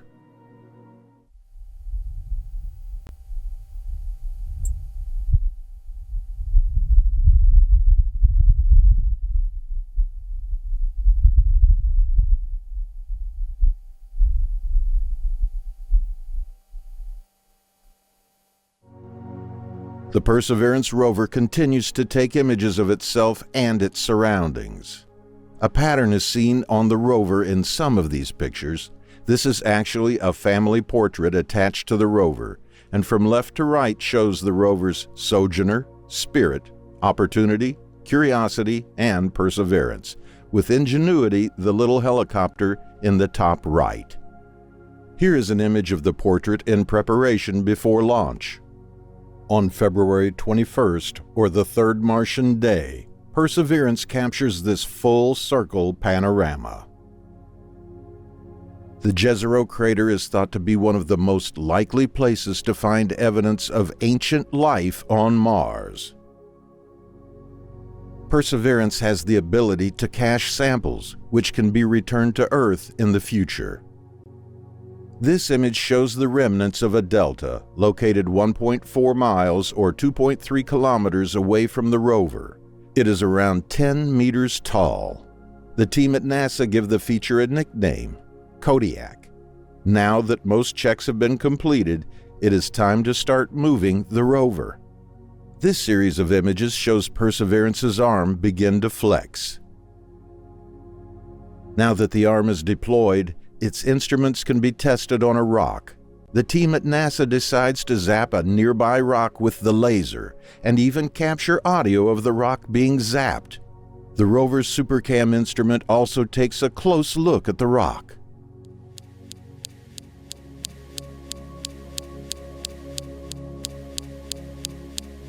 The sounds of 30 impacts are heard, some slightly louder than others. Variations in the intensity of the zapping sounds can provide information on the physical structure of the target. On March 4th, the team wiggles one of Perseverance's wheels. This set of images shows the wiggling.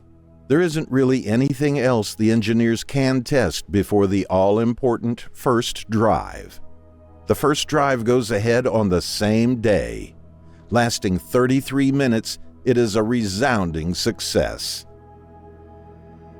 The rover stops to take a look at its first tracks on Mars.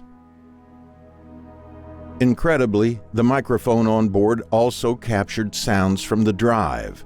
Many people, when viewing the images, don't presume that the wheels are actually metal, but with this recording, we can hear the bangs, pings, and rattles from metal wheels rolling over the rocks. Also present in the recording is a high-pitched, scratching noise, which the team has yet to explain.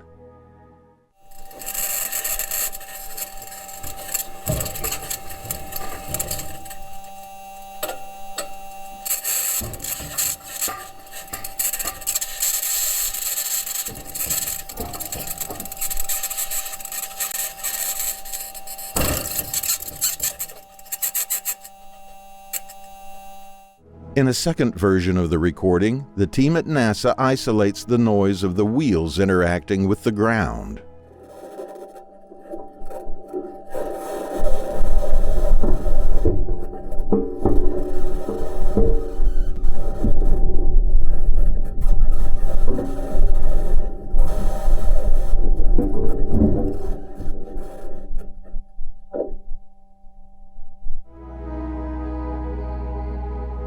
Now that the rover is mobile, the team switches their full attention towards finding a spot to deploy the helicopter. It's a complicated procedure which, once started, cannot be reversed. They have to be sure before beginning the process. On March 21st, the debris shield protecting the helicopter is dropped. Perseverance will drive away and leave it. A site is proposed for Ingenuity to be deployed, and an area named Van Zyl Overlook is where Perseverance will retreat to in order to watch the flights. The whole deployment process takes about 6 days, with controlled explosions destroying bolts that attach both explorers. As soon as Ingenuity is deployed, we want our big friend to drive away as fast as possible so the helicopter's solar panels can keep the battery charged. With Ingenuity successfully deployed, the helicopter's camera can be tested and captures this image. Meanwhile, Perseverance takes a quick selfie looking at its little partner. Perseverance will now retreat to Van Zyl Overlook. The team must now test the helicopter's blades. Perseverance watches the nerve-wracking test. Unfortunately, the spin test is concluded early, and NASA must delay the first flight in order to investigate the issue. To pass the time, Perseverance is evaluating whether nearby rocks at the Van Zyl Overlook formed during a volcanic eruption or from water depositing sediments. The rover also captures this zoomed-in image of Ingenuity's solar panels. Dust can be seen covering a portion of the panels, which could cause problems for the little helicopter. The mission planners draw up 2 potential routes. However, the end goal of reaching Neretva Vallis is one everybody desires for Perseverance. Even the visual look of that area supports the theory that it was once an ancient river. NASA now believes Ingenuity's problem is with its software and hurries to fix the issue. Perseverance now watches a second spin test, which Ingenuity passes with flying colors. On April 19, 2021, Ingenuity makes history by being the first vehicle to perform a controlled, powered flight on another world. This video taken by Perseverance shows Ingenuity hovering for almost 40 seconds. To honor the occasion, NASA has made a request for a small patch of fabric from the first plane ever to fly on Earth to be included on the helicopter. The piece of fabric from the Wright brothers' plane has now flown on Mars. NASA also renames the flight field to Wright Brothers Field. If the first flight wasn't enough on April 20th or Sol 60, Perseverance converts some of the Martian atmosphere to oxygen. A toaster-sized experimental instrument aboard the rover called MOXIE accomplished the task. In 1 hour of operation, enough oxygen is produced to keep an astronaut healthy for about 10 minutes of normal activity. This method of oxygen production will be crucial when humans visit Mars. This experiment is the first to prove the concept on another planet. The team at NASA wastes no time getting Ingenuity flying again, and on April 22nd, a second flight test is conducted. This time, the helicopter goes a little higher, 5 meters to be precise. This was also the first time the color camera on board Ingenuity was used, producing these images from the sky. The rover's tracks can be seen on the ground below. During Ingenuity's third flight on April 25th, the little helicopter zooms out of the shot. As confidence grows, the team is allowing Ingenuity greater freedom.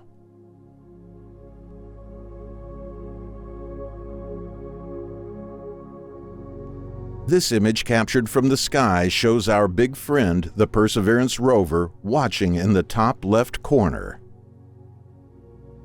Meanwhile, Perseverance is busy looking at this hill nicknamed Santa Cruz. It's located about 1.5 miles or 2.5 kilometers away from the rover. The entire scene is inside of the Jezero crater. The crater's rim can be seen on the horizon beyond the hill. Incredibly, during the helicopter's fourth flight, Perseverance recorded the humming of the blades. The team at NASA put together this next short segment.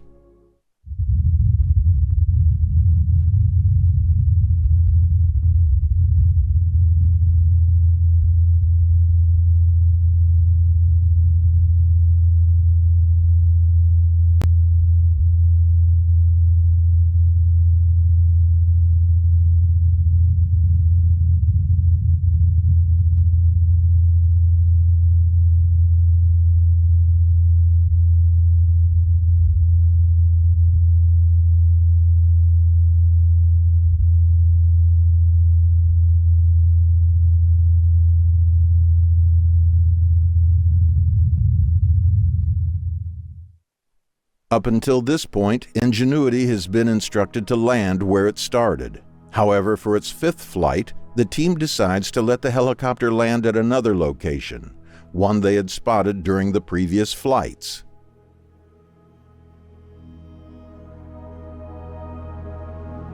In this video, we can even see a dust devil forming behind the helicopter. This could be caused by Ingenuity itself, or simply happening independently at the time of the flight. This image, captured by the helicopter, shows its new landing ground, dubbed Flight Field B. Now that the flight technology has been fully demonstrated, Ingenuity will act as an aerial scout for Perseverance to help with the main mission of finding signs of ancient microbial life. From here on out, the rover will continue its journey on the vast Martian plains, with Ingenuity by its side. On May 10th, Perseverance uses its Watson instrument to take a close-up of a rock. The team is still trying to figure out if these rocks are basalt or if they were formed from the movement of water.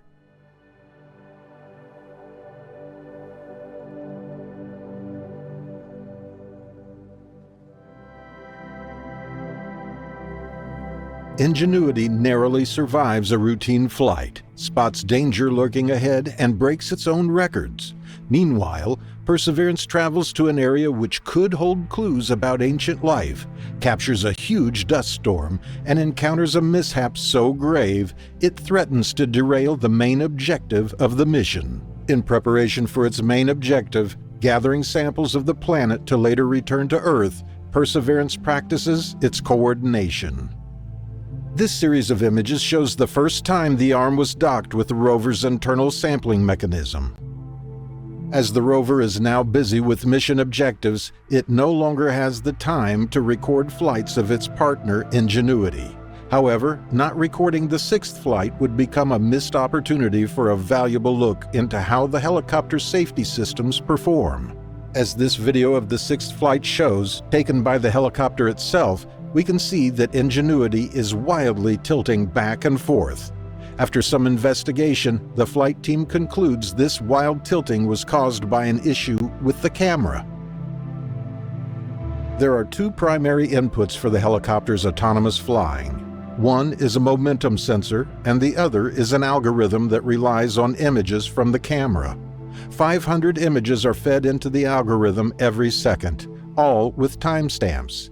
The issue occurred because the camera failed to take just one image, meaning all the images taken afterward contained inaccurate timestamps. Luckily, the helicopter's stability system has a built-in margin of safety, and so still powered through to a soft landing despite the issue. Despite the troubles, Ingenuity manages to capture this color image, looking toward a site of interest the team has named Sayeta, the Navajo word for among the sand. The team believes that the capture of the 13-megapixel color image could have contributed to the flight issue, and so will not order the helicopter to take any more until the issue is fully resolved. Meanwhile, Perseverance is busy looking at this rock, which has gained a rather unfortunate nickname. We won't repeat it, but think of a long-running joke related to the planet Uranus. On June 1st, Perseverance and Ingenuity celebrate 100 sols on Mars. Here are some images from the day, including the Martian midday sun. The rover team plans out a more detailed route for Perseverance, first heading south to a site of interest called Sayeta, before retracing back north, skipping around the edge of two craters and heading to the most alluring site, nicknamed the Three Forks. This area is where an ancient river spilled into an ancient lake. With such a long drive ahead, NASA releases more information about how the rover navigates autonomously. This video shows what the rover sees when navigating. Small parts of the terrain reveal themselves as they move into range. On June 8th, Ingenuity prepares for its 7th flight. With the camera issue from the previous flight still freshly in mind, it's a nerve-wracking moment. Fortunately, the issue doesn't occur this time, and the helicopter performs a clean flight. The rover stops to take a quick look at this rock, which some scientists believe has similarities to volcanic rock back here on Earth. However, volcanic rocks are not what the rover is here for, so Perseverance carefully moves on, searching for sedimentary rocks. Another sol on Mars and another plume of dust is spotted. However, what the rover captures next is truly incredible. A vast cloud of dust sweeps across the landscape. This animation is made from just 3 images taken over a time period of 29 seconds, so in reality, the dust is moving much slower. To be precise, this animation is around 19 times normal speed. Here's a slightly smoother view at 5 times the real speed. On Sol 120, Ingenuity takes to the skies yet again. To follow along with the rover, the helicopter must now keep making regular flights, traversing the landscape. The rover will now need to go into autonav mode to speed up the drive to Sayeta. The team decides to test the new autonav software, sending the rover in a direction where they have spotted an obstacle. This series of images shows how the rover navigates itself through the obstacle successfully. The rover arrives at the site labeled Sayeta Inn. Perseverance turns its camera around to see the long tracks it has left behind. On Sol 133, Ingenuity prepares for its 9th flight. The helicopter team applies an update to the autonomous flight software to solve the issues seen in Flight 6, and the helicopter can now take color images once again. Ingenuity flies for 2 minutes and 26 seconds, the longest flight yet. It flies across the whole Sayeta area and takes lots of color images. The features in this image taken during the 9th flight have been named raised ridges, and scientists desperately want to explore this portion of Sayeta with the rover. They belong to a fracture system, which often serve as pathways for fluid to flow underground. In this image from Ingenuity, the rover driver spots something terrifying: sand dunes. If they were to drive slightly downhill into one of these dunes, the rover could become stuck, trapped on the surface of Mars with no one around to help. In this image, bedrock can be seen toward the bottom, slightly exposed among the dunes. This area is also too risky for the rover to visit. Thanks to Ingenuity, however, we can at least see this area in some detail. After a little more driving, the rover looks toward a site which has been given the most fitting nickname yet. This area, known as cratered floor fractured rough, is where the rover will attempt to take its first sample. The rover reaches out to touch the rocks nearby. These rocks are of the same type of which it will take its sample. This is the exact spot where the rover will hunt for a suitable sample. Meanwhile, Ingenuity performs its 10th flight. It captures another view of the raised ridge's site. Perseverance reaches the target site for its first sample. This will be the rover's office on Mars for a few weeks.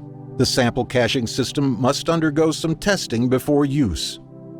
Ingenuity flies again, this time capturing the Perseverance rover from 39 feet in the air. Can you spot it?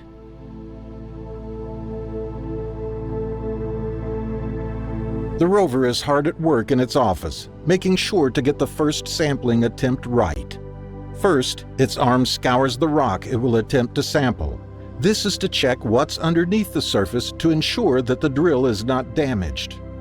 On August 6th, the rover successfully drills into the surface. The sample will be passed to the internal unit for inspection. Although the drilling went well, there appears to be no sample in the tube. The rover team investigates the issue. Perseverance zaps the sample spot to determine what caused this rock to vanish. On August the 11th, the team at NASA determines that the rock was too crumbly and therefore broke into fine dust, rather than producing an intact core. Luckily, the rover has more than 40 attempts remaining.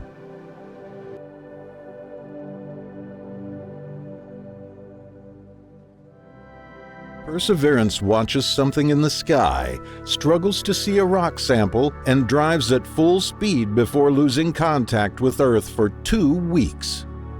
It's Sol 173, and Perseverance takes a time-lapse video to search for clouds in the atmosphere. However, the rover spots something else, and it's not our little helicopter.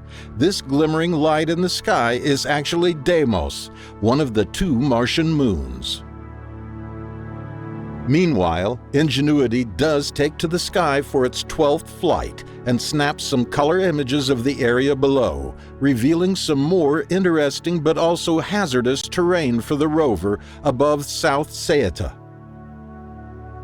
With the failed sample attempt still fresh in mind, the rover is ordered to try again. The target? This interesting rock outcrop, known as Citadel. One rock in particular, nicknamed Rochette, is chosen as the target. Perseverance drives to take a closer look. The rover will first abrade the rock to check its suitability. After using its arm to abrade the rock, Perseverance takes a step back to examine its work.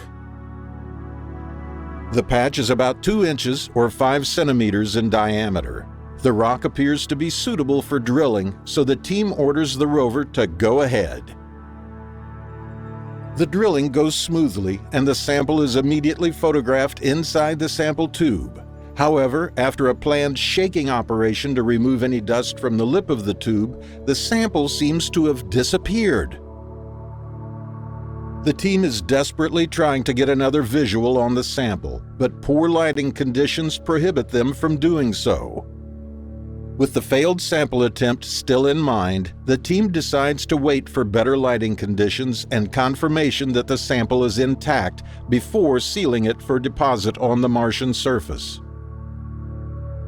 Finally, on Sol 193, the core sample is photographed once again. History has been made, and one of the main objectives of the rover's mission has been completed. Also on Sol 193, or September 4th, the rover captures its most detailed view of Ingenuity flying so far. A plume of dust can be seen on takeoff. As the helicopter's navigation filter prefers flat terrain, the team programs a waypoint into the flight above flat ground, allowing a little breather for the helicopter. We can see Ingenuity pause and recalibrate before continuing. Meanwhile, the rover has now processed the sample collected and stored it in an airtight titanium capsule, ready to be stored on the Martian surface. To build on their success, the team orders the rover to collect another sample from the same rock, which also goes smoothly. Perseverance now has 2 successful samples ready to be dropped for later collection. Back on Earth, scientists are starting to piece together the history of the area. Data from the samples collected so far show that the region likely had a sustained presence of water. It's even theorized that the samples themselves could be home to tiny bubbles of ancient Martian water. To celebrate, the rover captures a selfie, looking down at the 2 drill holes on the target rock. It's now time for the rover to move on, with South Sayata being the next destination. On Sol 200, Perseverance drives at full speed using its AutoNav software. This video shows the full day's drive. This video is sped up by a factor of 200 with the rover moving much slower in real time. However, it demonstrates just how far the rover can traverse in a single sol. After reaching the edge of South Sayata, the rover stops to take a quick look around. Visible towards the left is a portion of the delta front. The top of the delta front has several visible scarps, thought to have been carved by running water. The rover will eventually visit this exciting area up close.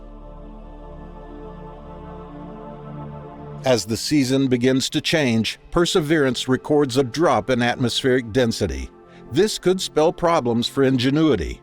Flying on Mars is a precise balancing act of rapidly spinning the rotors to provide lift, conserving power, and operating within tested constraints.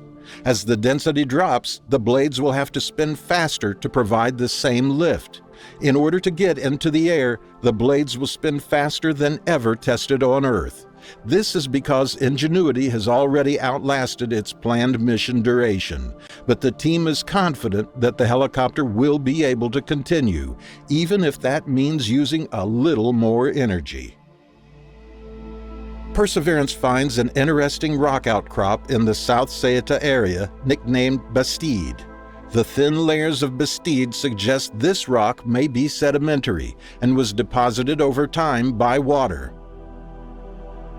Although the rock is interesting, Perseverance must quickly find a parking space for the next couple of weeks. Mars will soon be directly behind the Sun, and communication with the rover could be scrambled by the Sun's energized particles. This will last for approximately 2 weeks. During the solar conjunction, NASA's Mars Reconnaissance Orbiter passes above to check on the rover, which can be seen as a tiny dot in this image. While NASA can't communicate with the rover, they have pre-programmed some activities to keep Perseverance occupied. The rover is ordered to take a panorama, something that the team can trust it to do alone with no danger to the mission. However, all driving and arm operations are suspended. Back on Earth, a breakthrough is made based on the images Perseverance has collected so far. Remember this image taken in the first episode? This image of the Delta nicknamed Kodiak led to a paper being published in Science magazine, confirming that the rover is sitting on the floor of an ancient lake.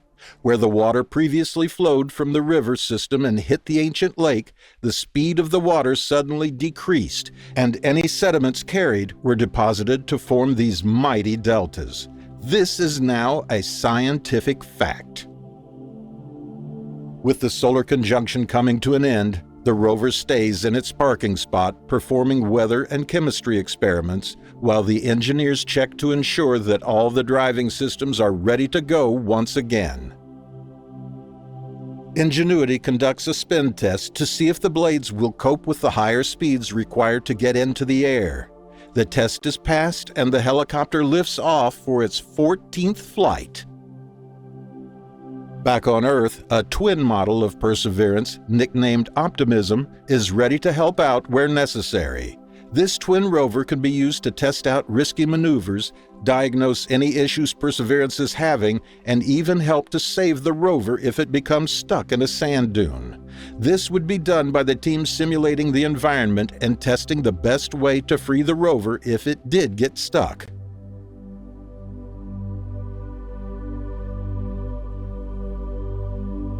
On Sol 257, or November 9th, Perseverance captures its first Martian sunset.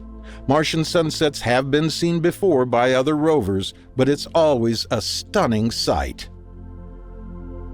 The team identifies an interesting rock nearby and sends the rover to investigate. The rock is abraded and found to be suitable for yet another core sample. The drilling is a success, and the sample is stored on board the rover. Perseverance now has 3 samples for a return to Earth.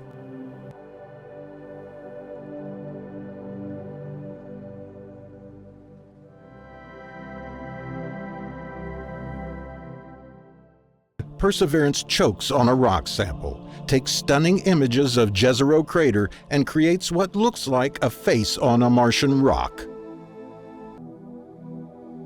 It's Sol 265, and the rover has just taken 2 rock samples from this area, which is known as bracts.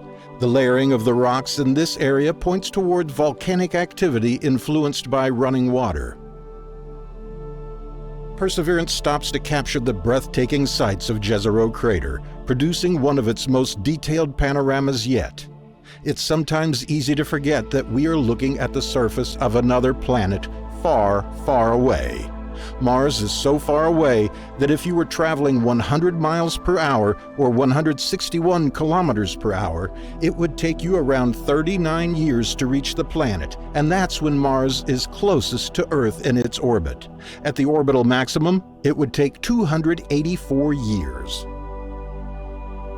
On Sol 279, Perseverance spots something on the Martian surface.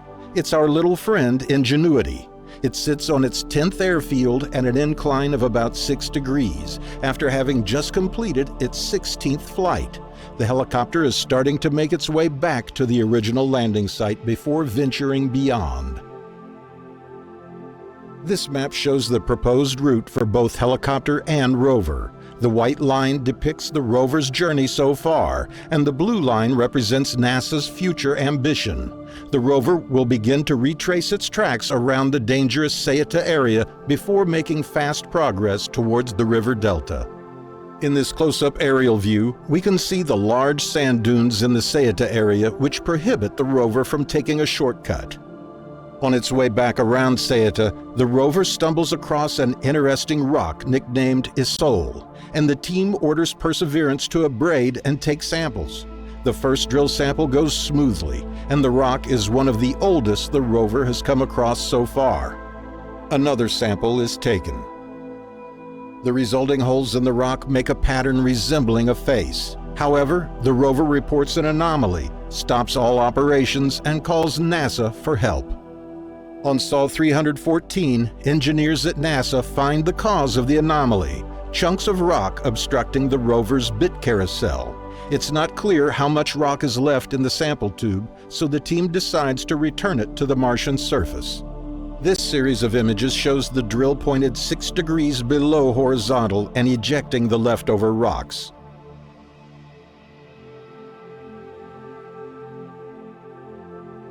These before and after images show the ground below where the drill ejected its contents. Can you spot the difference? Now the team must work to dislodge the debris in the bit carousel. The rover performs a spin test and most of the debris is removed. However, 2 small pieces of rock remain, lodged inside the mechanism. After extensive testing on Earth with Perseverance's twin Optimism, the rocks are found to pose no danger in this position. Wanting to be thorough, the team at NASA orders the rover to drive a short 5 meters and up onto a rock.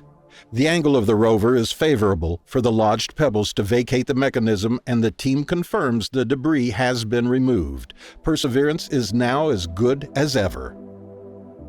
The rover is ordered to take yet another sample of Isole, which goes smoothly. The emptied sample tube is reused.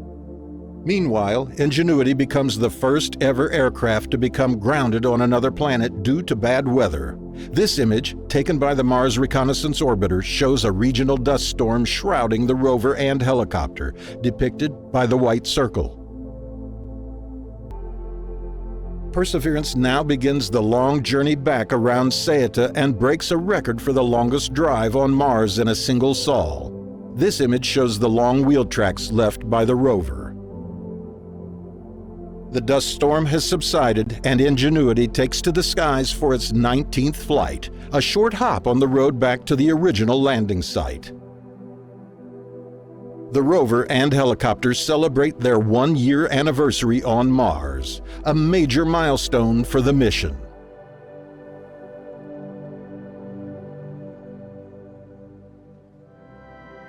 The Ingenuity helicopter finds eerie spacecraft wreckage, then loses contact with the rover. Meanwhile, Perseverance spots a bright object and finally reaches the towering Delta face. It's Sol 359, and Perseverance finds itself surrounded by rocks. The rover turns around and looks the other way, drawing the same conclusion: more rocks. Upon closer inspection, some of the rocks turn out to be quite interesting. In this one, a large crack can be seen. And look at the layering beneath this rock. It's almost like something you'd see from a stream back here on Earth. On Sol 362, a hitchhiker is spotted inside one of the rover's wheels. This rock likely got caught in the wheel during a cross-slope drive, where the rover moves diagonally across a slope. It poses no threat to the mission and should eventually fall out on its own. The rover is now gearing up for its longest and fastest drive so far. Meanwhile, the Ingenuity helicopter takes to the sky for its 20th flight, scouting ahead for the rover and taking some color pictures of the terrain. The ground beyond the rocks looks relatively safe. On Sol 368, the team orders the rover to focus its camera on its own body to see the level of dust accumulation. These images show what 1 year on the Martian surface can do to a rover. Before departing on the long drive to the Delta front, Perseverance takes a drill sample of a rock named Sid.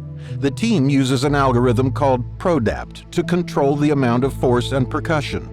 The algorithm ranges from level 0 to level 20, with the level increasing or decreasing depending upon the progress getting through the rock. Sid required the most force of any rock drilled so far. Perseverance now enters the rapid traverse phase, aiming to quickly reach the Delta for its next science campaign. This map shows the route to the Delta. The rover will go up around Sayata and on to a location named the Three Forks.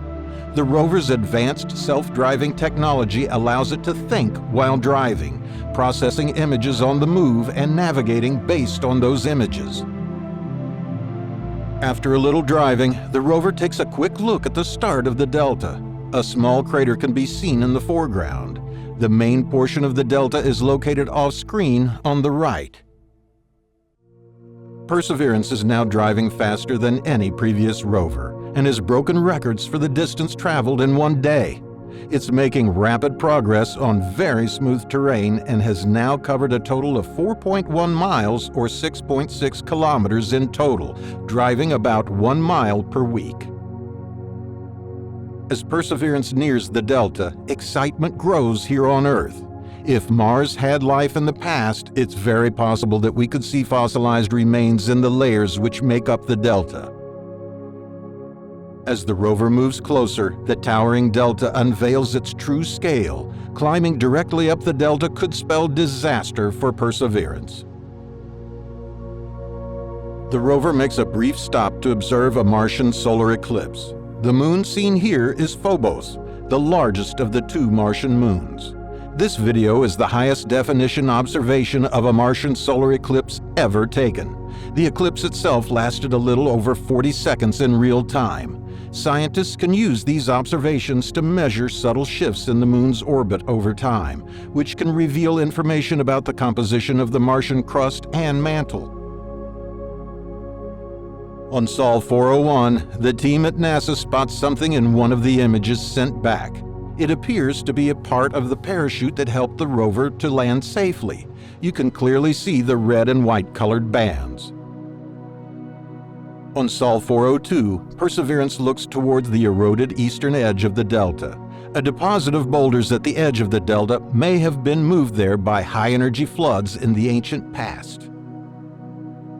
The rover captures a video of its driving during sols 404 and 405, making good use of its auto-navigation. Perseverance drove approximately 1,700 feet, or just over half a kilometer, over both sols. The video is sped up by a factor of 200. This image, taken on Sol 406, shows a striking portion of the delta. The rover is expected to ascend to the top of the delta via one of two channels, Cape Nuckshack or Hawksbill Gap. The channels are located over here, so Perseverance still has some ground to cover. On Sol 409, the rover photographs a familiar target, a rock formation known as Kodiak that we previously saw from afar in the first year of exploration. This closer examination provides a good look at the layers making up this formation. Perseverance has now completed its rapid traverse mode and is now in the Delta Front campaign. Geologists will investigate the boundary between the rocks of the crater floor and those that make up the delta. On Sol 411, the rover is looking out to an area close to the delta named Hog Wallow Flats, and scientists spot something interesting in the distance. A bright shiny object can be seen tucked under a rock. For now, it's given the imaginative nickname Bright Material, and scientists hope to get closer to it as part of the planned route. The object is estimated to be about 30 centimeters long. Meanwhile, Ingenuity takes to the sky for its 26th flight and captures something truly remarkable. It's the parachute from the descent stage that we spotted earlier, along with the back shell. The helicopter captures 10 color images of the crash site from different angles. These images could help ensure safer landings for future rovers. For the helicopter's 27th flight, the Perseverance team asked if it could scout an area called Fortin Ridge. Ingenuity's survey will allow scientists to compare the Flight 27 images with data collected by Perseverance to better understand the history of the crater floor and the forces that were at play billions of years ago. However, after this flight, Ingenuity experienced a communication dropout with the Perseverance rover due to a low power state, probably triggered by a seasonal increase in dust and lower temperatures from the oncoming Martian winter. Ingenuity relies on its solar-charged batteries, and the increased dust in the air presents a significant challenge in charging the helicopter's batteries to a level that will allow important components to remain energized throughout the night. The team is commanding the rotorcraft to adjust how it handles its heaters to maintain a battery charge through the night. Adrian Brown, deputy program scientist at NASA, imagined what Perseverance might be feeling after losing contact with the helicopter. He wrote this letter from Perseverance to Ingenuity. "I have missed you, little one. We once were the best of friends, better partners than Batman and Robin, two metallic creatures of Earth, sent to this red wasteland by those tool-bearing monkeys.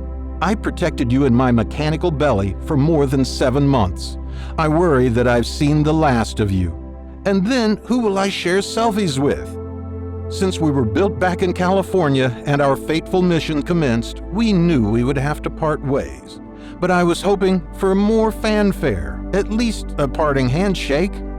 I well remember that fateful day when you missed the comms check. With the lowering of the sun, your battery couldn't see you through the Martian day safely. So we had to park you in a sun-drenched spot and hope you'd come back to me as winter comes to an end." Luckily, just 2 sols later, on Sol 429, Ingenuity reestablishes communication. Although it seems like the letter did the trick, it was probably a case of less dust and more sunlight, allowing Ingenuity's solar panels to gather more energy. Perseverance looks up towards the impassable delta face, taking this panorama on Sol 437. Climbing the delta will be tricky, and the team decides the best place to try is Hawksbill Gap, located here. On Sol 439, Perseverance begins its ascent of Hawksbill Gap. This is the most challenging terrain the rover has crossed so far.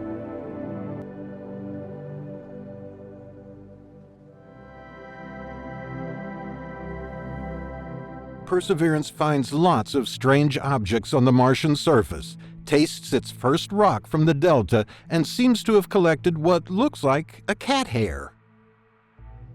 The rover has made significant progress through Hawksbill Gap, covering nearly 400 meters or a quarter mile in a week. For the first time, the rover selected and analyzed 2 rock targets on its own, thanks to its autonomous software. Going forward, the team at NASA plans to utilize this software more frequently, ensuring the rover doesn't miss anything interesting along its path. For over 4 months, Perseverance has had an unexpected traveling companion, a rock that got stuck in its front left wheel. Covering more than 5.3 miles or 8.5 kilometers together, the rock has not caused any damage, but it appears it doesn't want to leave. While previous rovers have also had rocks hitch a ride, Perseverance's companion seems to be setting Mars' hitchhiking record. On Sol 451, the rover looks toward the peak of the delta. The rocks in this area are of particular interest to scientists. Perseverance is desperate to use its drill. On Sol 452, the rover uses its rock abrasion tool to chip away at the surface level of a rock. The rover then uses its gaseous dust removal tool, essentially a compressed nitrogen can, which emits 4 short puffs to clear the cuttings and dust. After checking the tool for any damage, the team orders the rover to photograph the small hole. As the environment on Mars can change the surface layer of rocks over time, the rock abrasion tool is essential for helping geologists get a clear picture of what's hiding beneath the surface. You can see the wall of dust surrounding the target, thanks to the dust removal tool, while the fine-grained texture and pinkish color suggest the presence of hematite. The rock sank slightly upon abrasion, meaning it's not suitable for drilling. This is very unfortunate, as fine-grained material at the delta is one of the best chances of finding preserved microbial life. Meanwhile, scientists on Earth pore over mission data all the way back from Sol 148 and create this stunning animation. This was one of the windiest days the rover had encountered. It captured hundreds of dust devils. The scientists estimate that the rover comes into direct contact with 4 dust devils every single day, mainly around the Martian noontime. This is great news for our little helicopter friend, as it means the winds can potentially remove buildup dust from its solar panels, preventing future low-power scares. The helicopter celebrates with its 29th flight. Ingenuity is currently trying to catch up with Perseverance. This map shows the delta, as well as a few notable locations. The plan is for both machines to head up a smooth channel to reach the top of the delta. Perseverance is currently in a very promising location. At the delta front, the rover is getting up close and personal, capturing some extraordinary images. This is by far the most exciting place Perseverance has investigated. The rocks here look very alien, almost like what you'd expect from another planet. We've been documenting the Mars rovers for many years, and we haven't seen rocks like these before. Look at the holes in this rock. Is it a product of the Martian wind eroding them over time? Or was water involved in the process? We won't know for certain until we get these samples back to Earth.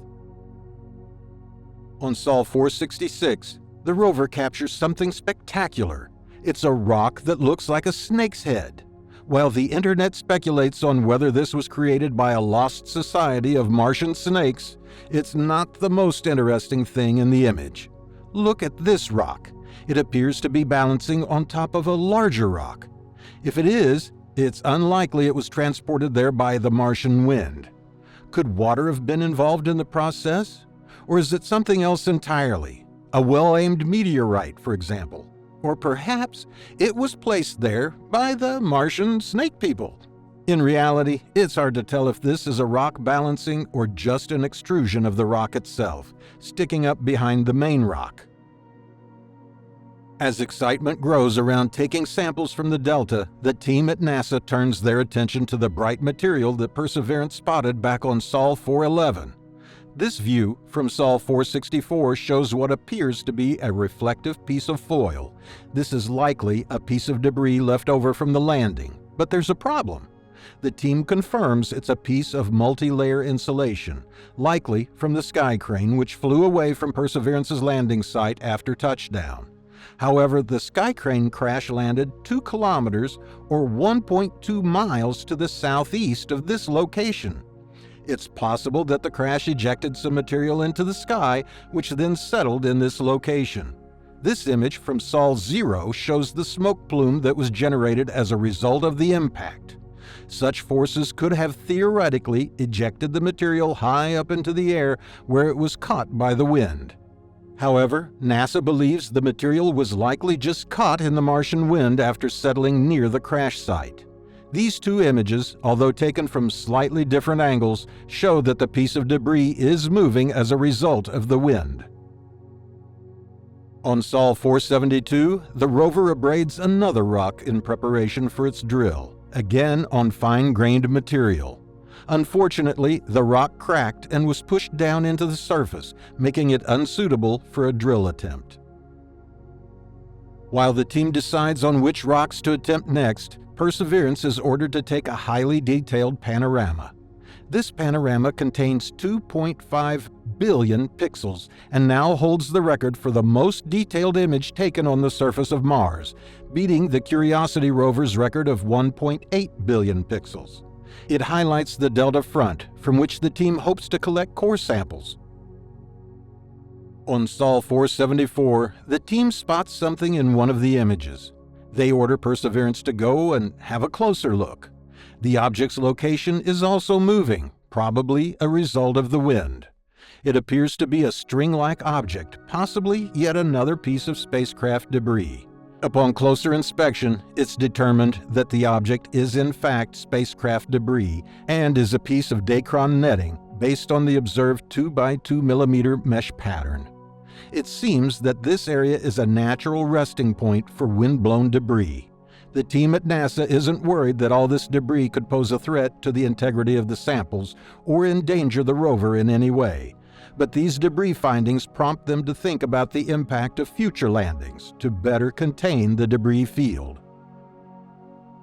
On Sol 477, the rover comes across a rock which is nicknamed Betty's Rock. This rock would provide an incredible core sample, with the layers telling the story of the area's ancient past. Unfortunately, however, the jagged layers and awkward shape means the rover can't maneuver its arms safely near the rock. Perseverance takes lots of close-up images, but will have to keep persevering to get its first core sample from the delta. A few sols later, the team identifies a suitable area for the use of the rover's drill. This rock, named Skinner's Ridge, allows Perseverance to get to its first core sample from the delta, something that will be of incredible value when the sample return mission brings it back to Earth. The core measures 6.7 centimeters or 2.6 inches long, making it the mission's longest core so far. The rock was softer than others previously cored, requiring only low levels of percussion, but wasn't as fine-grained as the earlier delta rocks that were abraded and then found unsuitable for drilling. After a successful coring campaign, a routine check on the rover's drill shows something odd. Images reveal two small pieces of debris, one on the coring bit in the bit carousel, and a hair-like object on the drill chuck. The team at NASA investigates the issue, taking multiple images from multiple angles. After moving the drill and testing that everything still works, they are confident to proceed with the mission. It's likely the hair-like object is a small piece of debris from the crash landing, as we've seen so much of it in this area. Luckily, it poses no threat for now. On Sol 518, the rover sits at a location known as Wildcat Ridge and is gearing up to collect another core sample. Skinner Ridge, the site of the rover's first sample from the delta, can also be seen from here. The team at NASA now wants the rover to head to a location called Enchanted Lake.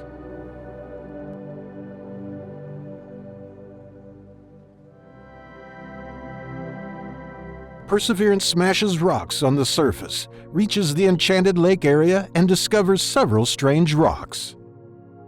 It's Sol 532, and the rover has driven back to an interesting place on the delta front to get another shot of this amazing formation.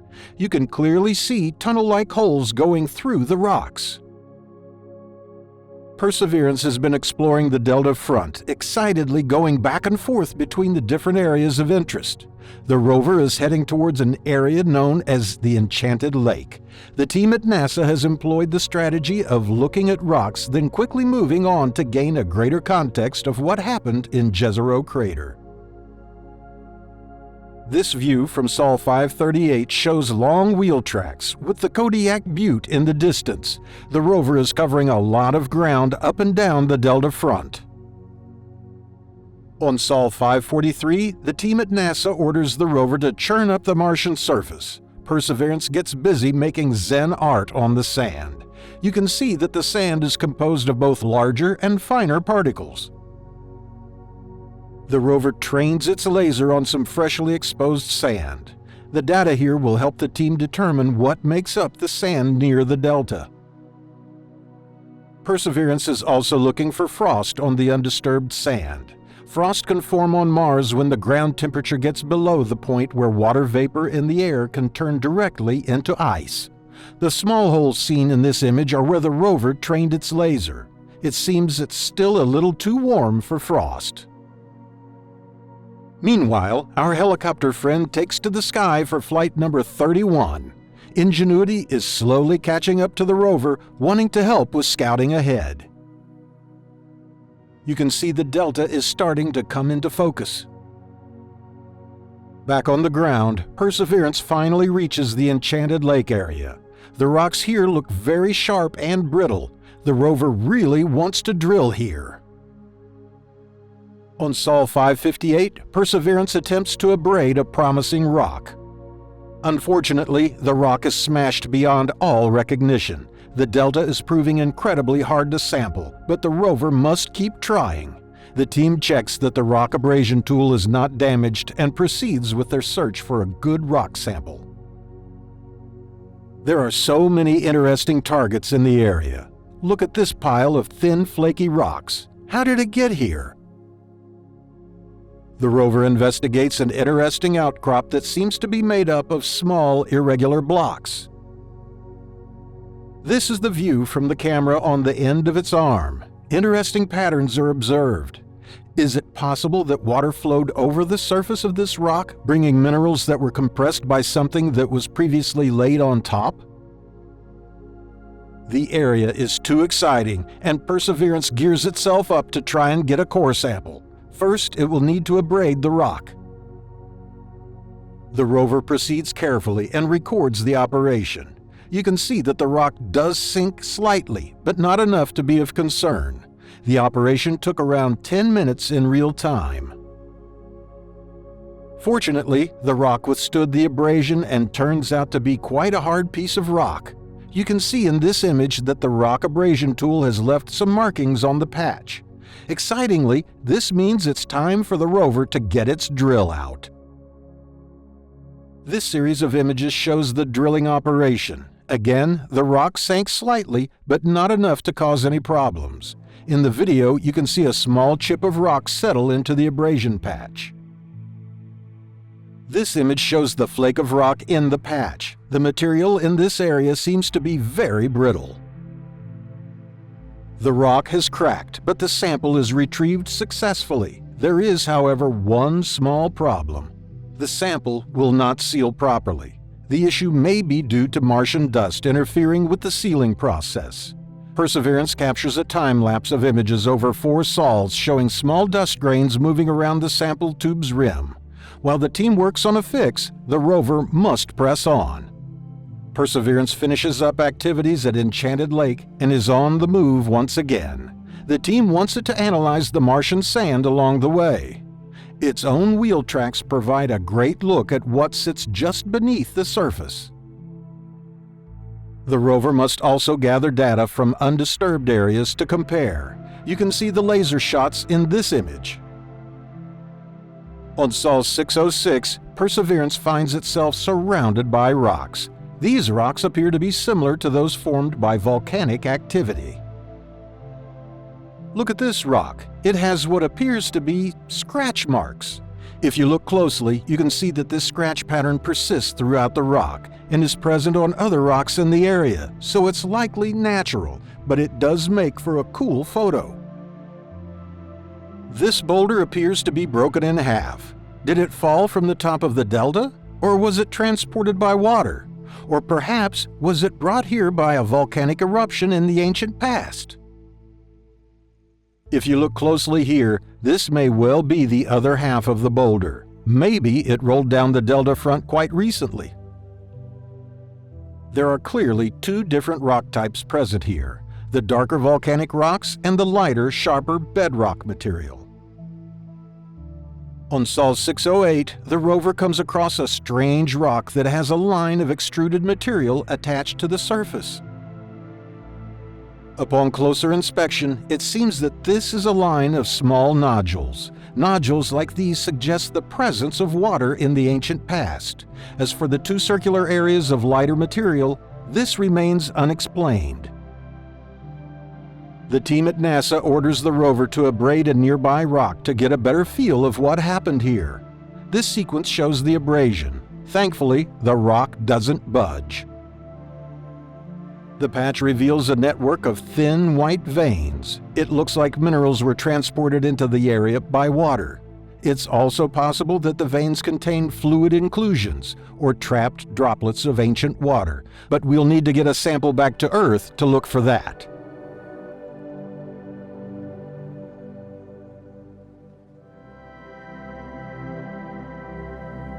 Perseverance captures two objects passing the Sun, drops all its sample tubes, and finally begins the journey to the ancient river channel. It's Sol 621, the second Earth year anniversary of the mission, and as fate would have it, another partial solar eclipse on Mars. The moon seen here is Phobos, the larger of the two Martian moons.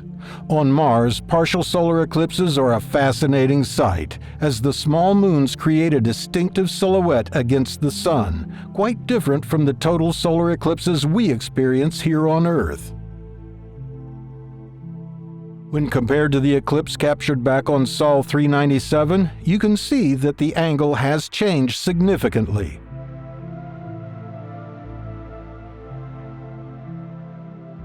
The rover isn't given much time to celebrate the anniversary and is busy drilling a core sample from a site known as Hidden Harbor. The sample is retrieved without problem, sealed and stored in the rover's belly. On Sol 628, Phobos comes back around for another partial eclipse. If we compare it to the eclipse captured around one Martian week ago, we can see that the angle has changed slightly. This data will help scientists refine their models of the orbits of the Martian moons and possibly help with landing spacecraft there in the future. The rover turns its attention toward the ground. The team at NASA would like to obtain a sample of Martian sand. The rover has driven slightly into this sand dune, and the team thinks it would give valuable data. For the purpose of collecting sand, a special drill head was included on the rover. It pulls material up along the shaft, leading it to collect in the holes. Perseverance retrieves two samples from the ground, which now looks like a smiling face. Studying the Martian dust and sand, which is also known as regolith, will help engineers design equipment for future Mars missions and protect astronauts from potential health risks, such as the presence of toxic perchlorate. Meanwhile, Ingenuity takes off for flight number 35. It's the highest flight so far, with the helicopter reaching an altitude of 14 meters or about 46 feet. The color camera on board the helicopter is angled towards the delta and captures some great images. Another Sol on Mars and yet another partial eclipse. This time it's the smaller of the two moons, Deimos. Partial eclipses are very common on Mars. However, the rover will never capture a total solar eclipse like we do here on Earth due to the size of the moons and their distance from the planet. The rover now has a very important task: to try and find a location suitable for depositing the samples it has collected so far, before continuing to go up and on top of the delta. The samples will be picked up and returned to Earth sometime in the 2030s by another NASA mission. Ingenuity is beginning to close in on Perseverance. However, the team at NASA wants the helicopter to scout a small dune field. The helicopter takes off for the 36th time and scouts the dune field before returning to its original position. It manages to capture some great color images of the dunes from above.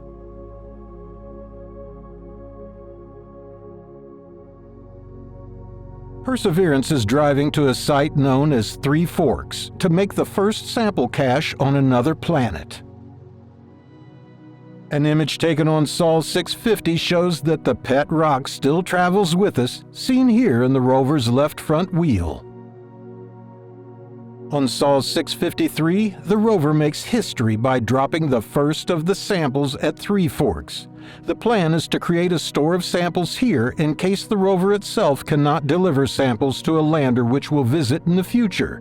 If anything happens to the rover, a future helicopter will retrieve these samples. After dropping the sample, the rover takes pictures of it to make sure it isn't in the path of its wheels. Also, the team needed to make sure the sample hadn't landed on its head, which would make it more difficult for future missions to retrieve. In testing done on Earth with the Perseverance twin Optimism, this happened about 5% of the time. In the event a sample does land on its head, the rover can simply push it over with its arm. With this initial success, the rover gets busy dropping the rest of the samples. You may have noticed that the rover always drills 2 core samples from the same area. It will drop only one of each sample in this area, keeping one of each on board in case it can deliver the samples directly to a future lander. While Perseverance is busy depositing samples, Ingenuity has been flying again, and now rests within the dune field that it scouted.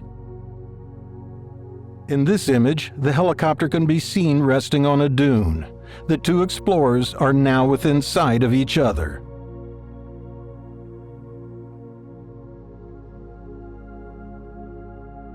Perseverance celebrates its success by taking a selfie.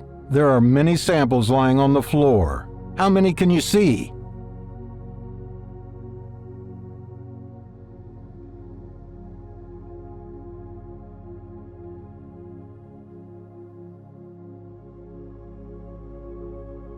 This image showcases the groundbreaking achievements made by the rover and provides a visual testament to the incredible progress made in space exploration. The rover deposits a total of 10 samples in the area. This was the primary mission objective, and it has been a resounding success. In this mosaic, all the tubes are visible.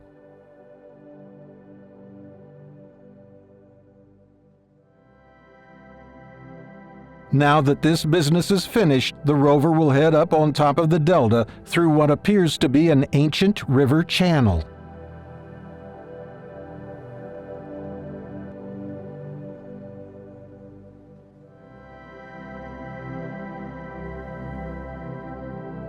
Ingenuity flies over the delta and spots a Mars rover. Meanwhile, Perseverance climbs up the delta face and explores an ancient Martian river. While Perseverance has been busy depositing samples for future collection, Ingenuity has been flying again, this time up and over the delta. Technically, this flight sequence should have been in the last episode, but we didn't realize just how interesting it is. The helicopter takes off and flies up over the delta before returning to rest in roughly the same position, but this time perched on a dune. Perseverance spotted the helicopter resting here in the last episode. The flight provides some great color images of the delta face. Interestingly, because the color camera is pointing in the same general direction, we can put the images together to create a rough color sequence of flying over the delta. Ingenuity takes off again on Sol 689. You can see the holes in the dune left by its feet. This time, Ingenuity comes to rest in the channel that Perseverance is planning to travel through, Hawksbill Gap. Perseverance is finishing up sample caching activities and spots a bright substance uncovered by the track of its wheel. In this image, we can also see our pet rock still safely carried in the rover's front left wheel. After collecting some up-close images, it's time for the rover to make its way up the delta. Ingenuity also makes its way up the delta, performing 4 more flights over a period of 9 sols. The 2 explorers are making good progress through the Hawksbill Gap. After Flight 46, Perseverance can once again see the helicopter. Ingenuity is approximately 490 feet or 150 meters away.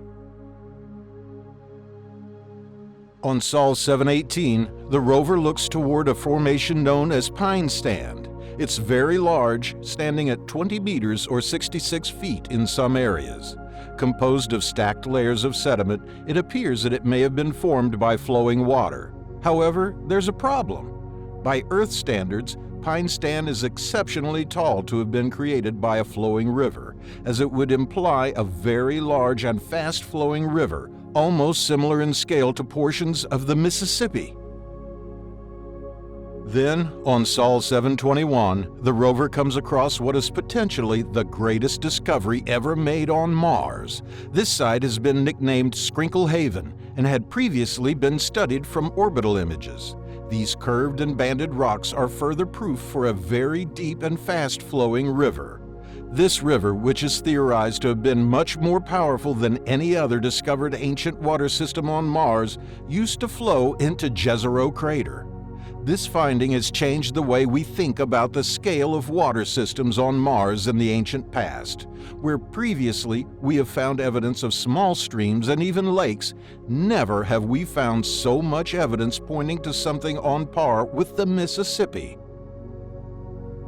This is Scrinkle Haven from orbital images. The banded rocks are thought to be remnants of sandbars, which form as a result of a fast-flowing river losing speed as it widens into the delta. As the water slows, sediments are deposited to form these interesting structures. These structures are seen all over the delta. Mars really was a wet planet, just like Earth. The only remaining question is if this water ever harbored life.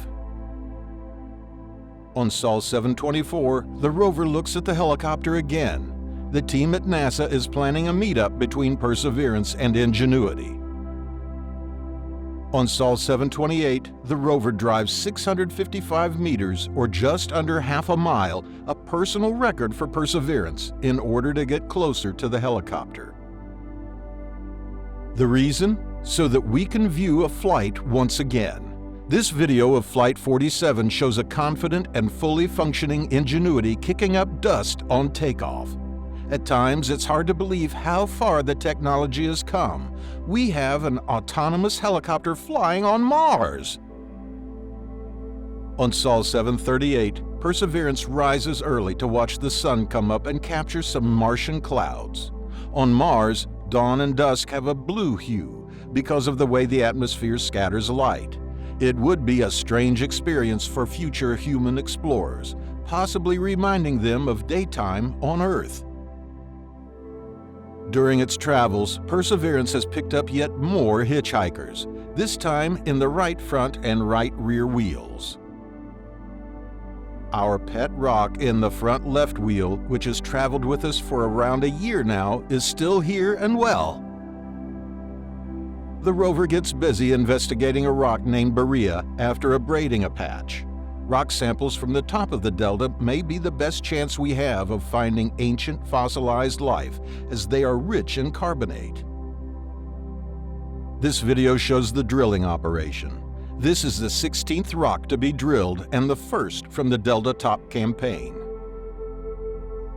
The sample is retrieved successfully and stored for future delivery to the Mars Sample Return mission. As the rover progresses up the delta, it turns to get a view of the crater floor. There are lots of boulders in the foreground. These boulders were likely carried by the river and could have come from many kilometers upstream. On Sol 756, Perseverance is looking west and spots a dust devil. Summertime is approaching in Jezero crater. Therefore, we should start to see a lot more dust devils. After taking some color images on a milestone flight number 50, Ingenuity rests in a boulder-filled landscape. It's quite hard to spot. Can you see the helicopter? This is the best look at Ingenuity the team at NASA has had for a while. While the helicopter looks a little dusty, all the components seem to be intact and holding up well to the Martian environment. After taking a good look at its friend, Perseverance tries to drive over a rock before deciding it's too dangerous and backing up. With lots of soft sand around the rocks, something notable has happened. The rover's left front wheel has been flooded with lots of sand. This poses no danger to the rover, but it may pose a threat to our pet rock. On Sol 768, our worst fears are confirmed. Our Martian hitchhiker friend, which has sat in Perseverance's front left wheel for more than a year, has finally been ejected. This is notable because it holds the record for the longest time and longest distance hitchhiking on Mars. However, there are still plenty of contenders for the title in the other wheels. On Sol 772, the rover finally reaches Belva crater and takes this stunning mosaic. The craters on Mars can help geologists get a cross-section into the surface. On Earth, geologists will sometimes visit places where a road is being built, as the construction team has sliced directly into the ground. Craters on Mars can provide a natural form of this opportunity. On the far side of the crater, we can see what looks like more banded rocks. These could be more ancient sandbars. As Perseverance looks out over the crater, Ingenuity takes to the skies for Flight 51 and spots something unnatural. It's the rover, looking out at the crater. It's great that this image was relayed back to the rover, but Ingenuity has been having some issues delivering images to the rover. Because the terrain here is hilly and full of rock features, the two explorers are rarely in line of sight of each other. This is causing problems for the signal between the two explorers. Therefore, as Ingenuity doesn't contact Earth directly and we get the helicopter images via Perseverance, we aren't getting details of the flights. The team at NASA must wait until the rover is in range of the helicopter before sending the next flight plan.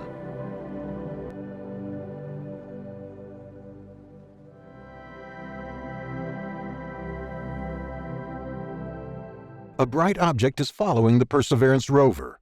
We may have found evidence of alien life in the form of lichen, and we are digging for actual Martian jewels. Meanwhile, Ingenuity performs an emergency landing and loses contact with NASA. The rover currently sits on the edge of the Belva crater and investigates sediments from ancient streams. Some of these sediments have proven to crumble very easily. The long-term plan for Perseverance is to explore Neretva Vallis, which looks like an ancient riverbed. Water spilled out into the delta from this river, filling much of the Jezero crater. Some of the boulders in this area are very strange. This one is cracked in half. It was likely brought here by fast-flowing water. This rock shows signs of weathering, making the shape of a face with two eyes and a mouth. Perseverance takes a closer look. It's possible some of these boulders came from tens of kilometers away. On Sol 802, the team at NASA orders the rover to take a drill sample. Perseverance records the operation, which takes about 20 minutes. You can see the rover's shadow moving with the sun.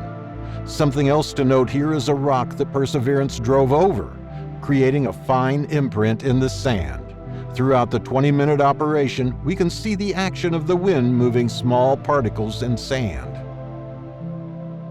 This camera provides a better view of the drilling itself.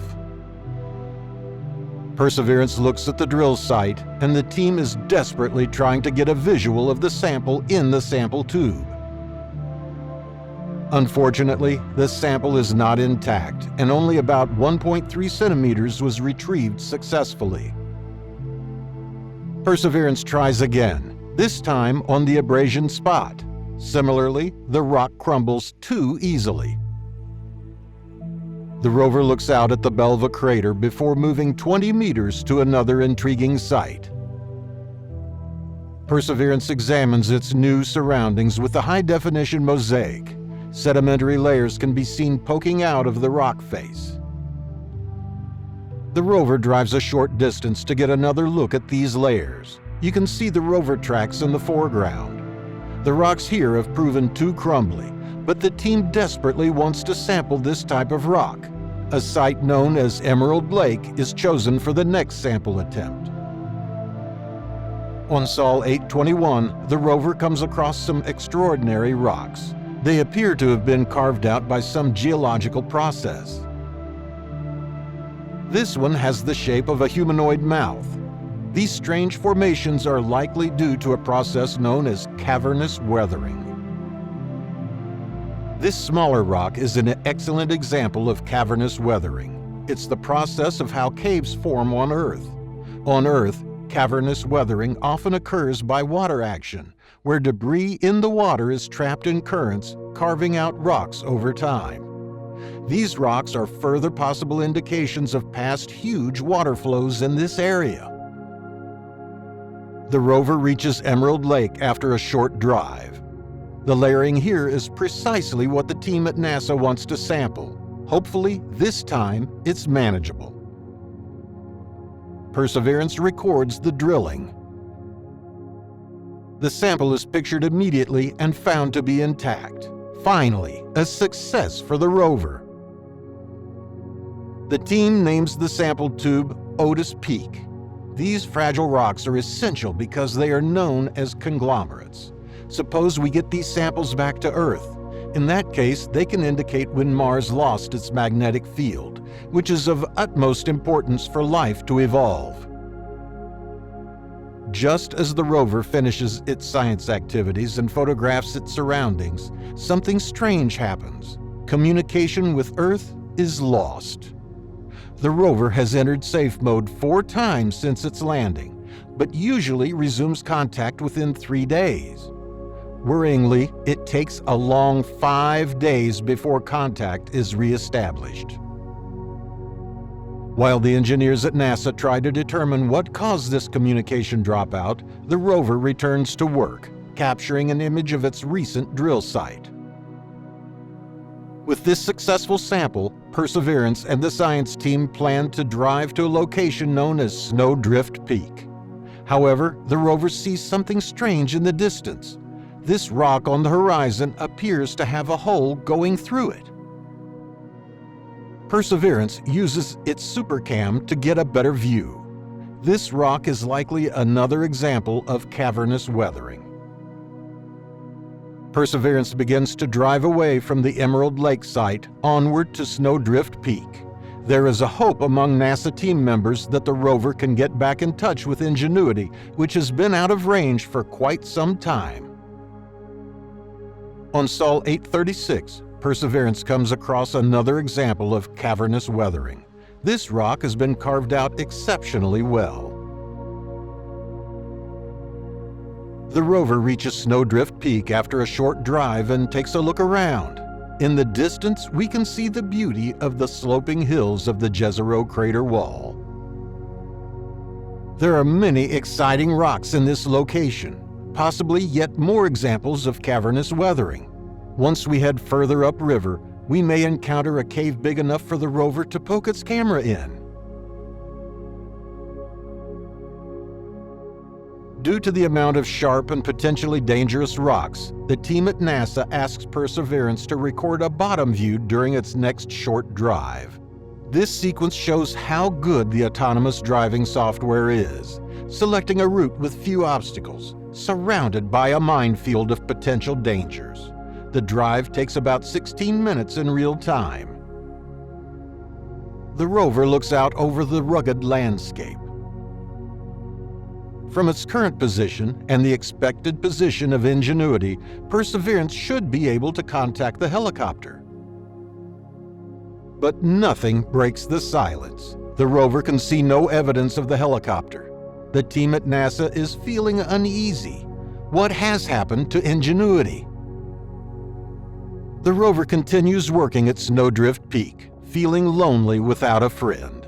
On Sol 843, the rover captures something incredible, a bright object on the Martian surface. We've seen something like this before, way back on Sol 467.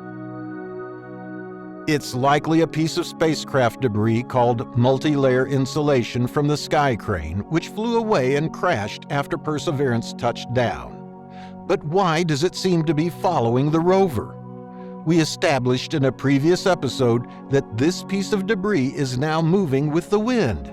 But could it have traveled nearly 3 kilometers up over the delta? Or is this another piece altogether?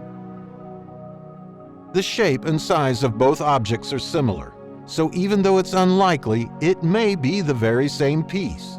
If it's not the same piece, then it shows just how far the debris was ejected when the crash landing happened.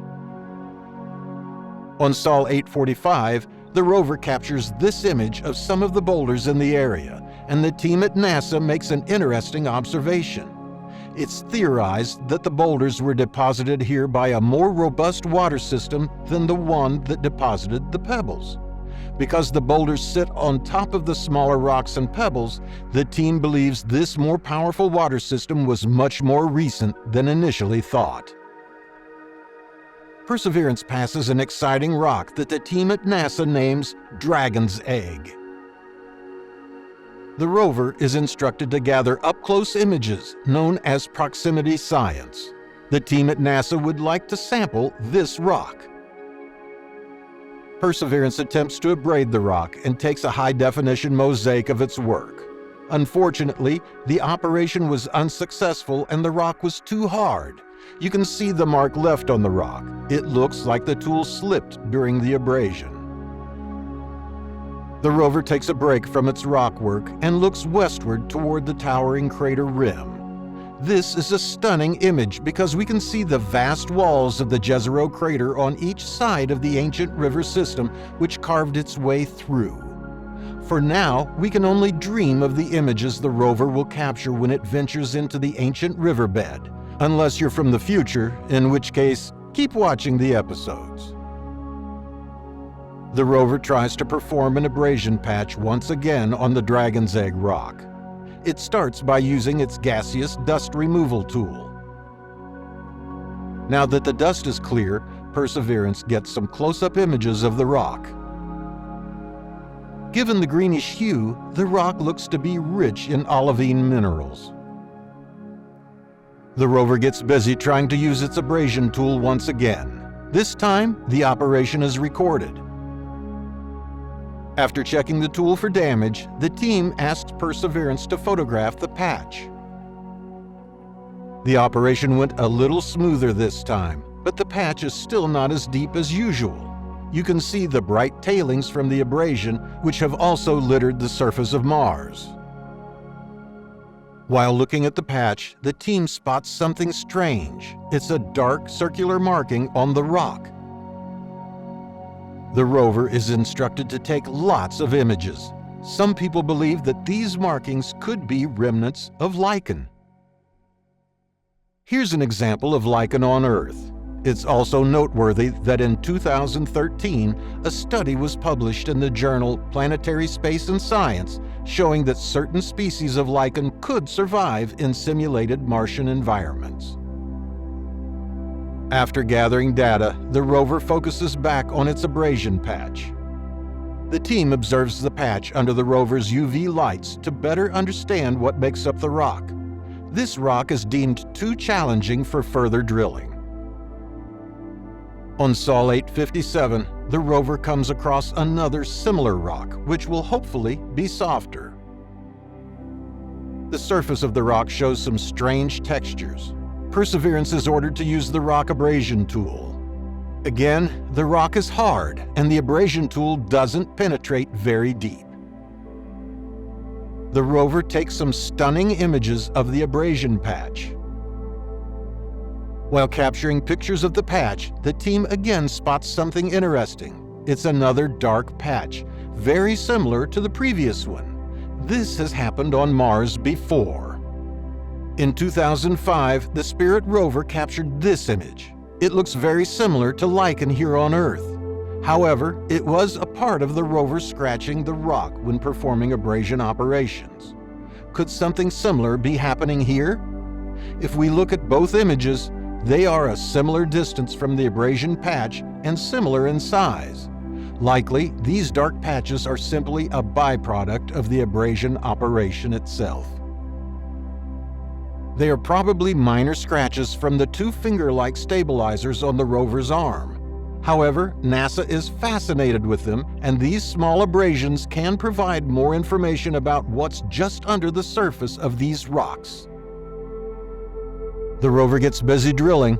Unfortunately, yet again, the rock is too hard.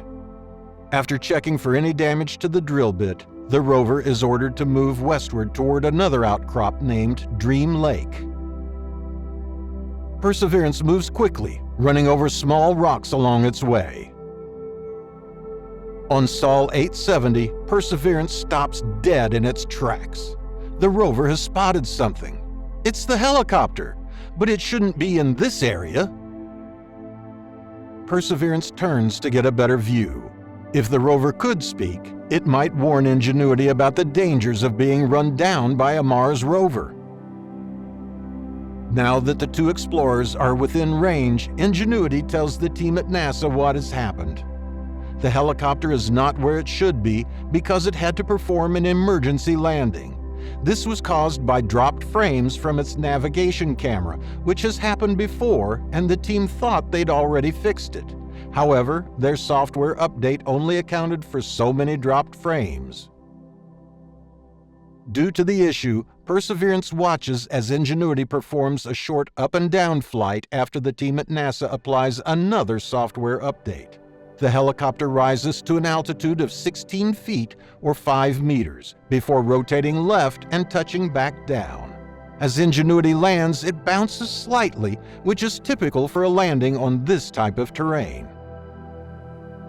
It also captures a color image from the sky and can even see its big rover friend tentatively watching. On Sol 874, the rover reaches Dream Lake and comes across a rock with a strange texture. It appears to have hundreds of small nodules. Perseverance examines the tiny landscape using its arm. The rock is littered with small pebbles and clumps of dust. Perseverance uses its gaseous dust removal tool, revealing a spectacular assortment of crystals. Given the greenish hue and the amount of olivine detected in the area by other NASA missions, these are likely olivine crystals. On Earth, a typical gemstone of olivine is worth around $50 to $500. However, it's safe to say that these Martian gems would fetch a far higher price. Excited by this finding, the rover gets busy abrading. The operation goes smoothly, as the rock is significantly softer than the previous two. The patch is photographed and shows what appears to be small veins of olivine-like minerals. Perseverance takes one last look at Ingenuity before they part ways once again. On Sol 881, the helicopter takes off for flight number 55. It's heading west over a small ridge, scouting the way for Perseverance. Ingenuity spots a strange formation and has a good look at it before deciding on a spot to land. It managed to snap a quick color image of the formation from above. Meanwhile, Perseverance is still studying the olivine-rich rock and has been ordered to take a sample. The rover records the drilling, which is a complete success. The sample is clearly seen inside the tube, and when returned to Earth, it may contain some Martian jewels. Happy with its work at Dream Lake, Perseverance now moves on, westward to the ancient riverbed.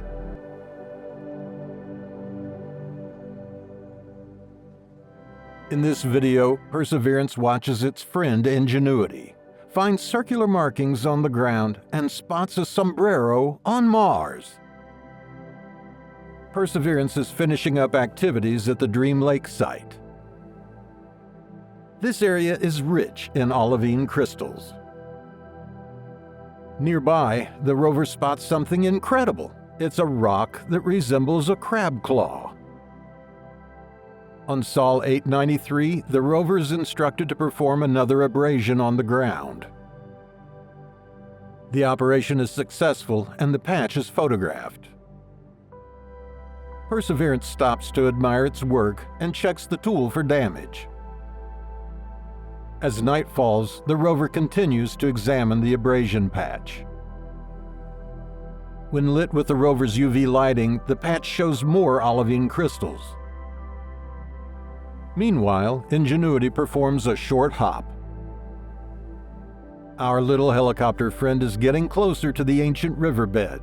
The goal is to investigate this area. Due to the deep sand deposits, much of the riverbed will be impassable for Perseverance.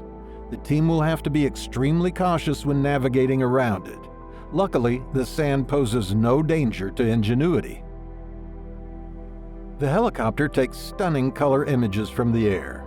The crater rim is visible in the distance. In this image, we can see the ancient river channel carving its way through the crater rim. Back on the ground, Perseverance spots a dust devil. The video is sped up by a factor of 20, and the dust devil is estimated to be around 200 feet or 60 meters wide. Ingenuity takes off again, gaining more ground toward Vivalis. The team at NASA is pushing the little helicopter to get to the ancient river channel as quickly as possible. Ingenuity captures a color image from the air. The crater rim can be seen in the distance.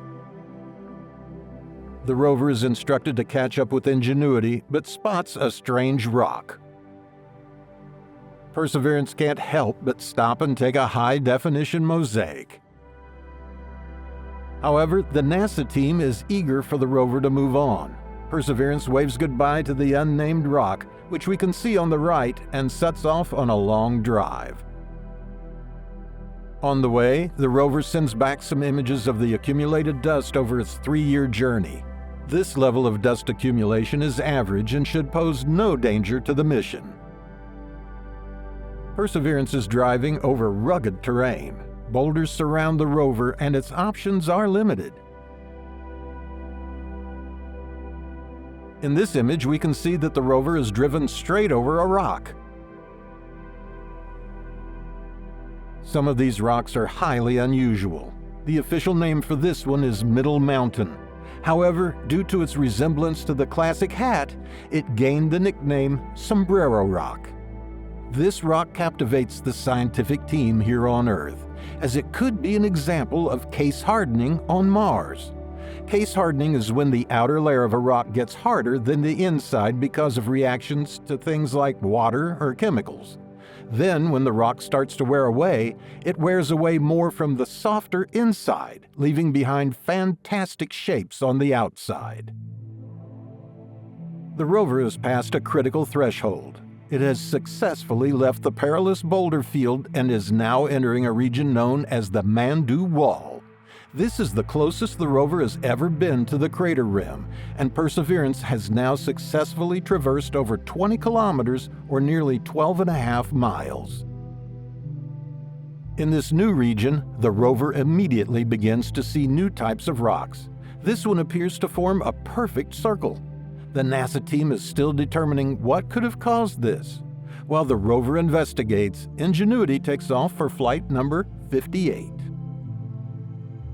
During the flight, which lasts just under 2 minutes, Ingenuity takes an incredible color image, again showing Vivalis, the ancient river channel. With each flight, the helicopter is getting closer. Back on the ground, Perseverance takes a high-quality mosaic of a rock near the circular features. The rock contains hundreds of small nodules, similar to the type of rock we saw back on Sol 874 at Dream Lake, which contained olivine crystals. The rover takes a full-circle panorama so we can see this area more clearly. In the distance, we can see the Neretva Vallis Channel. The curved nature of the rocks in this area is of great interest to the team back at NASA. They ordered Perseverance to take a high-definition mosaic. What could have caused the circular features in this area? Is it possible that these angular rocks are evidence of microbial life? Perseverance is eager to investigate, but it has another job to do right now. Ahead of flight number 59, Perseverance spots its friend. Now that Perseverance has a good line of sight, the team at NASA orders the rover to capture a video of Ingenuity's next flight. The helicopter gets right to it. It's a hover flight, and the team is interested in pushing Ingenuity's boundaries. They have pre-instructed it to fly to a new record height of 20 meters or 66 feet.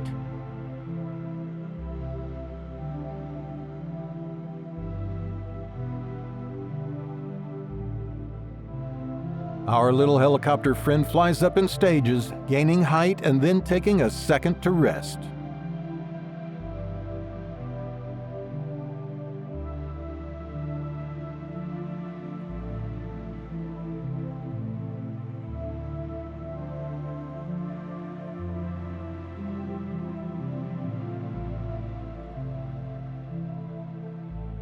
The flight is a resounding success, and Perseverance is eager to return to its investigation of the circular rocks. First, however, the NASA team wants the rover to take a sample from the rock with many tiny nodules. Perseverance uses its rock abrasion tool and then takes some pictures of the patch. While the NASA team examines the images, Perseverance creates a high-definition panorama of the Mandu Wall region. We can see the Neretva Vallis Channel and even our little helicopter friend. Can you spot it?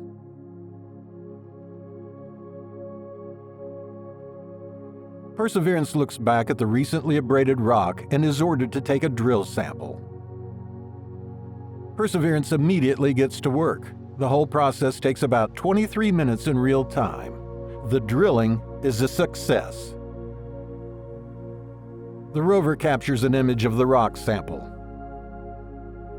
Ingenuity takes off yet again. It's really moving now. The flight lasts over 2 minutes, and the helicopter takes more color images.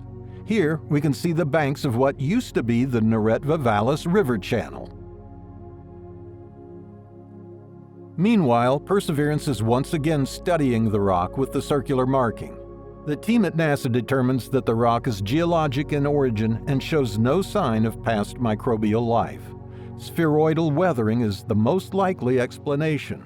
However, the rock is undoubtedly fascinating, having an almost perfect circle carved into it. Rocks such as these can trigger our imaginations and are a part of what we are here to find on Mars. Perseverance looks toward a small hill. In the middle ground, we can see a rock showing signs of stratification. This may have been caused by water or the wind depositing minerals and creating this layered structure. NASA orders Ingenuity to perform another hover flight. The team is gathering valuable data and pushing boundaries again. This time, Ingenuity flies to a new record height of 24 meters or 79 feet. Nearby the rover is another exciting rock. Perseverance takes a high-definition image. Once again, the rock contains hundreds of small nodules, which seem to be a common occurrence in this area. The rover further examines the surface of the rock using its Watson camera. The camera provides a better view of this miniature landscape. Perseverance is now ready to take a drill sample. First, the rover abrades the rock. The operation is successful and reveals an exciting patch. The patch contains what looks like hydrated silica. This is interesting because it holds the greatest potential for finding biosignatures. As usual, the rover checks the abrasion tool for any damage. The tool has now performed over 22 abrasions in its nearly 3-year life on Mars. Perseverance takes a high-definition image of part of the rock. The nodules continue. There are thousands. The rover gets a closer look using its Watson camera. Meanwhile, Ingenuity takes to the skies for Flight 62 and captures another breathtaking image. The image looks back down the delta face, reminding us that we are now on higher ground. Perseverance takes a drill sample. The team at NASA names the sample the Lefroy Bay sample. This sample will be stored aboard the rover and hopefully delivered to the sample return mission, which could fetch this sample back to Earth. As Perseverance starts another long drive, it's surrounded by rocks and must carefully choose a path. In this image, we can see that the rover has driven over many rocks. Meanwhile, Ingenuity performs a few more flights and is now closer than ever to the ancient river channel. Flight 64 provides the best color image yet of Neretva Vallis. You can clearly see the banks of the channel and the small tributary channel where the helicopter will land. Some would argue that the helicopter has landed in the ancient river. Could this small raised sandbar have once been an island in Mars history? Perseverance certainly has some catching up to do. For now, however, the rover is busy investigating the sand. You can see holes where the rover trained its laser. The rover takes a closer look using its supercam.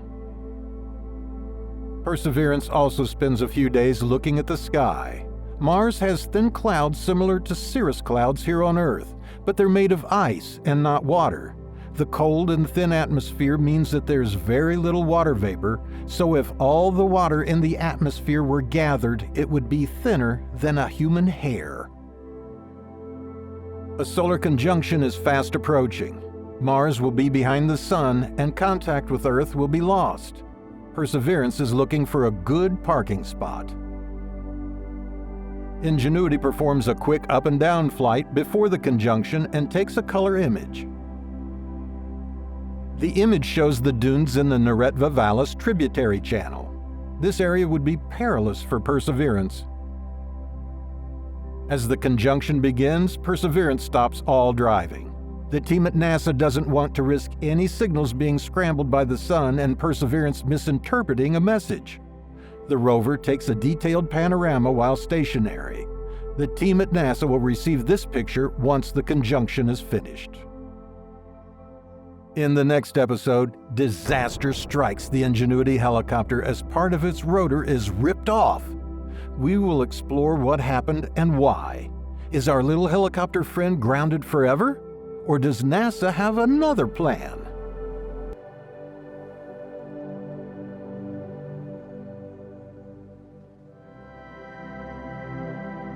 Disaster strikes the Ingenuity helicopter as a crash landing completely tears off its blades. Meanwhile, Perseverance tries to process the grief of losing its friend, with a bright object following it and an arm injury threatening the entire mission. It's Sol 988, or the 988th day of the mission, and communication with NASA has been reestablished after Mars went behind the Sun in what's called a solar conjunction.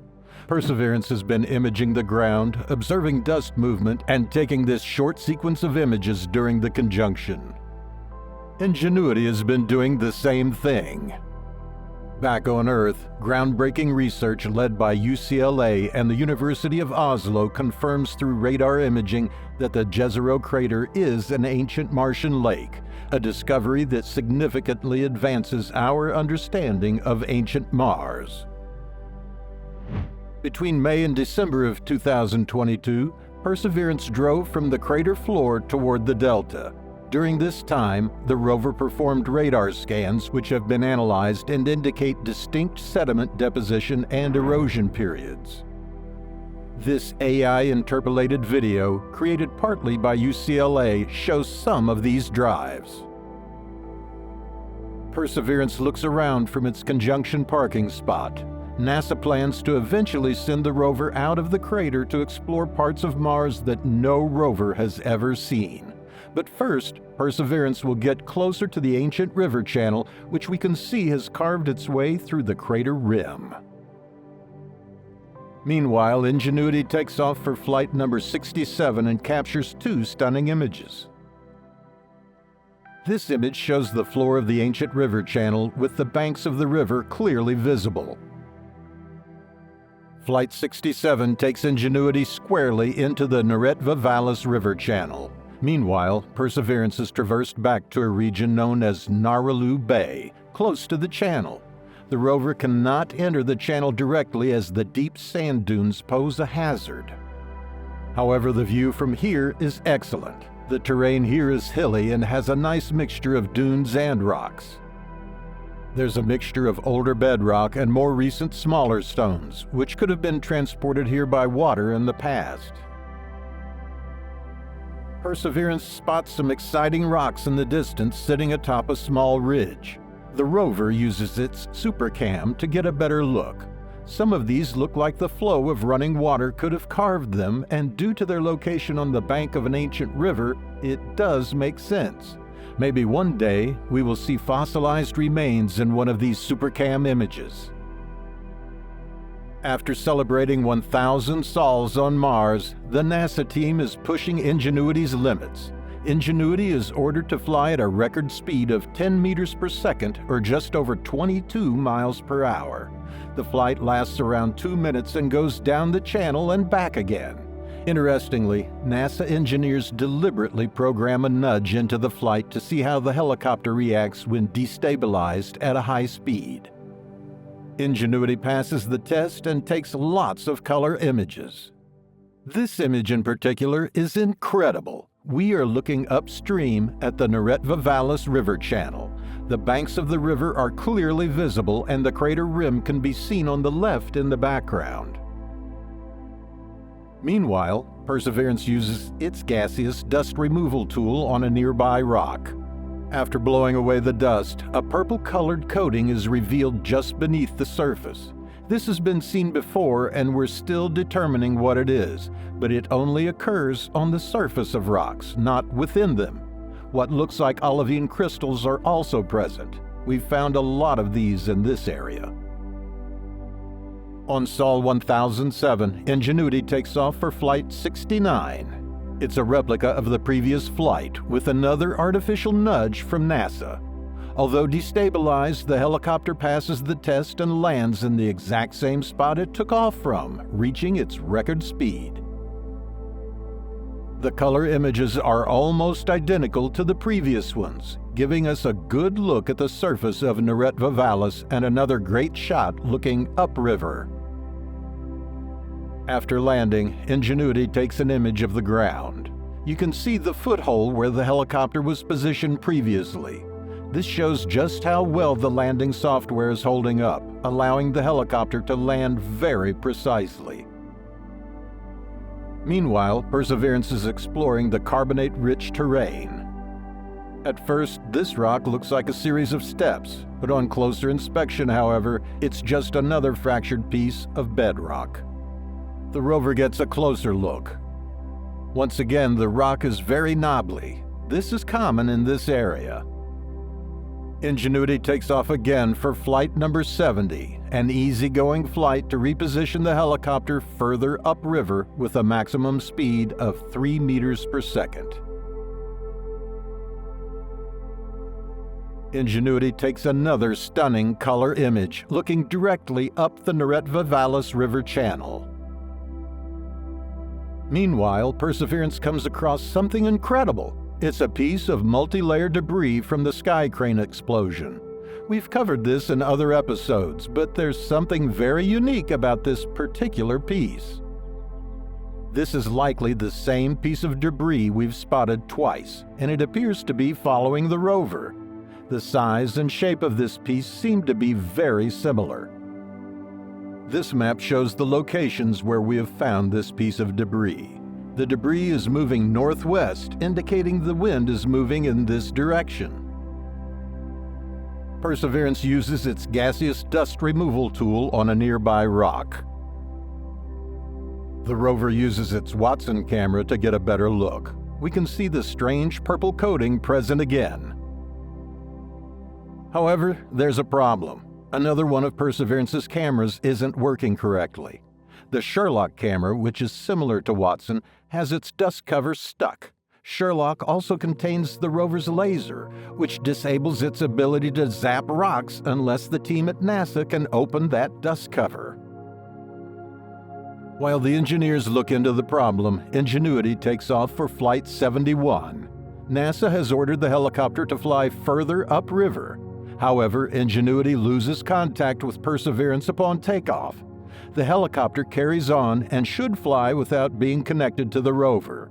However, midway through the flight, Ingenuity performs an emergency landing.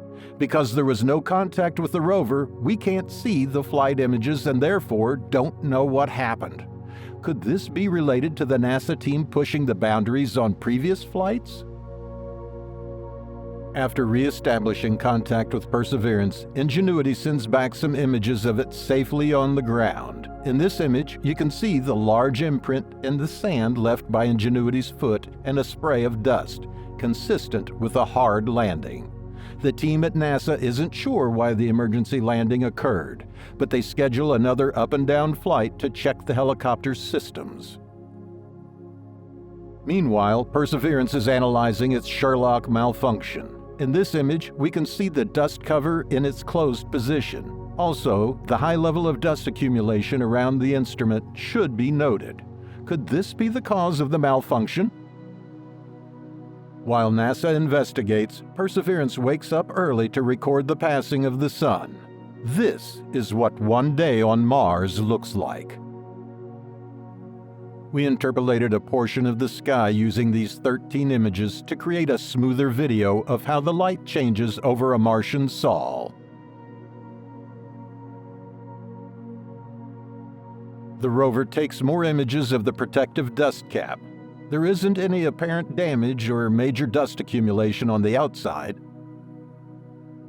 The team at NASA asks Perseverance to take images of Watson. The Watson camera has an identical dust cap, which is fully operational. There don't seem to be any apparent differences on the outside, but could Martian dust have gotten into the motor that powers the dust cap of Sherlock? Perseverance tries several methods to open the cover, such as heating it, using more power, rocking it back and forth, and using the rover's percussive drill mode in mid-air. Eventually, these efforts combine to move the cover significantly. It's Sol 10:35, and Ingenuity is ready to perform a quick pop-up flight to check its systems after the emergency landing. Unfortunately, Ingenuity loses contact with Perseverance after reaching its planned altitude. The team at NASA is eager to know how the flight went.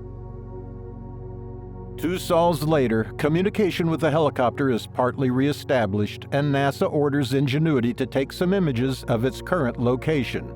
For now, it is determined that the helicopter is sitting upright and alive. Meanwhile, Perseverance is still having problems with its dust cap. In this image, we can see that the cover is partially open. When the rover was built, NASA ensured that if one instrument failed, there were more to do the job. Luckily, we can still get spectroscopy data from other instruments. However, the laser is still out of operation. Although the problem persists, the rover captures stunning footage of a moon transit on Mars. This is Deimos, the smaller of the 2 Martian moons. The video is sped up by a factor of 9.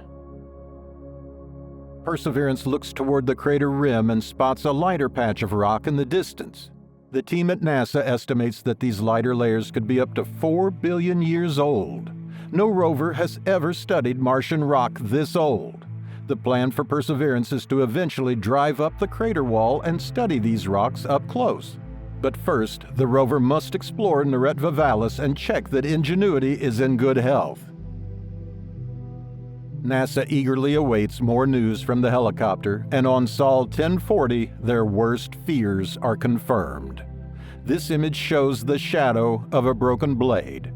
We can also see small pieces of debris and a large imprint in the sand where its foot has slipped. This image shows the imprint in the sand in better lighting. Ingenuity quickly takes more pictures to see if there's any more damage. The result is this time lapse, and shockingly, another blade is also damaged.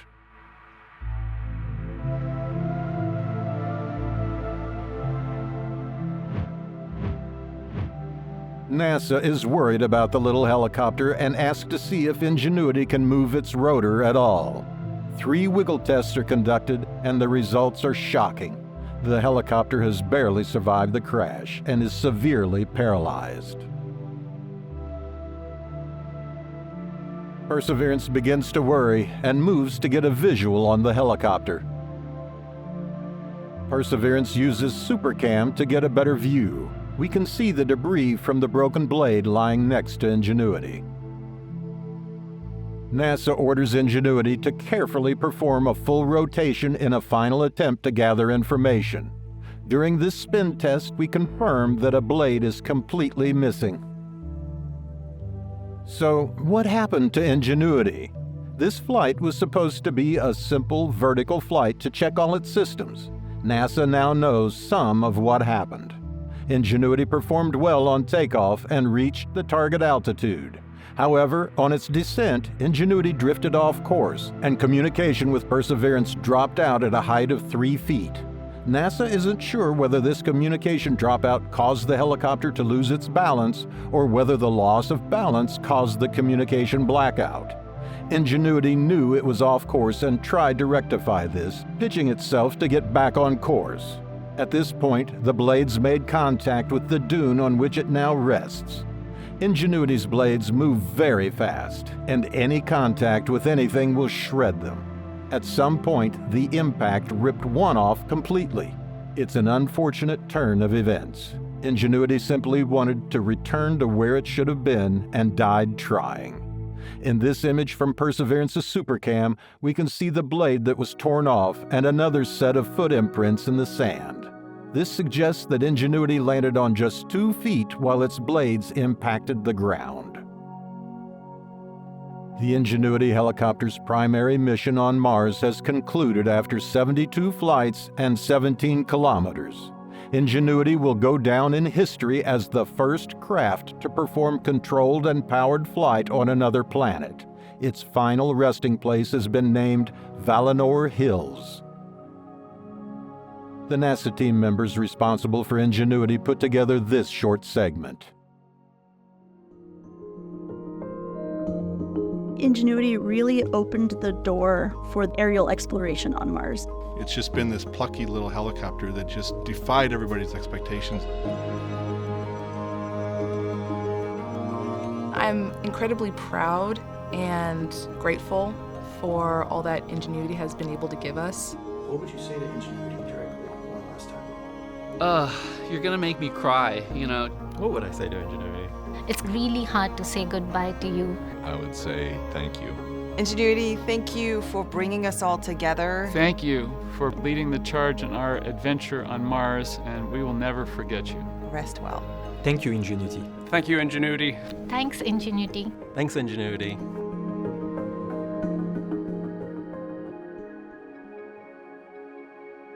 However, this is not the end of Ingenuity's mission. The helicopter can't move, but it can act as a stationary data collector. Ingenuity will wake up daily, record the temperature, and take a picture of the ground.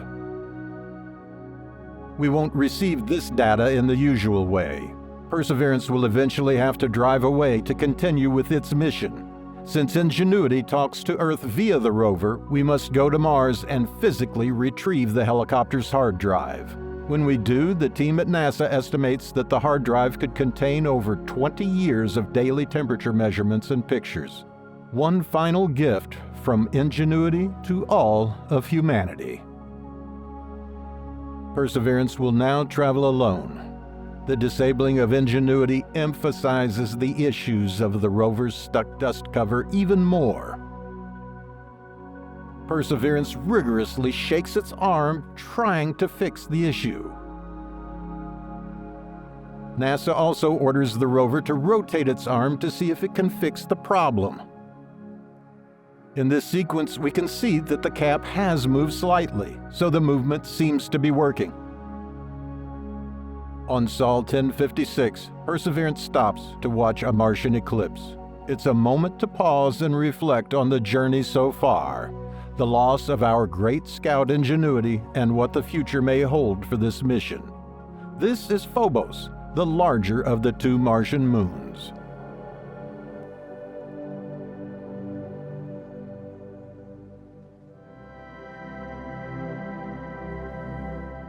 Water frost is detected on a Martian volcano. Perseverance celebrates its birthday in the dark and drills into a strange rock with an almost vertical face.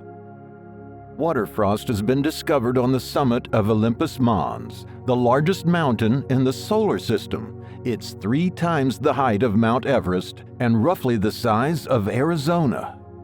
The blue hue shown in this image represents the frost on Olympus Mons. The water content in the ice is equal to the volume of 60 Olympic swimming pools. This image shows the true scale of Olympus Mons. This rendition was made using height data and is a realistic representation of what the mountain would look like from orbit. It's Sol 1064, and Perseverance has found a rather strange rock which the team at NASA names Bunsen Peak. In the background, Ingenuity rests in Neretva Vallis after a crash landing completely disabled the little helicopter. The rover will eventually have to say goodbye and continue with its mission. Despite its best efforts, the NASA team is still grappling with the stuck dust cap on Perseverance's Sherlock camera. Perseverance has had some minor success shaking it open, but the cover is still obstructing the camera and other instruments inside, posing a significant challenge. On its 3rd birthday on Mars, Perseverance, in a heartwarming gesture, turns on its LED and ultraviolet lights, which act as birthday candles. This celebration amidst the challenges showcases the rover's spirit and resilience. The lone celebration continues until 7:23 p.m. before Perseverance decides it's time to get some sleep. The rover looks again at Bunsen Peak. This rock stands out due to its near vertical rock face on one side and its size among the other rocks nearby. It is likely a carbonate rock, which means it has a higher chance of holding remnants of past life on Mars.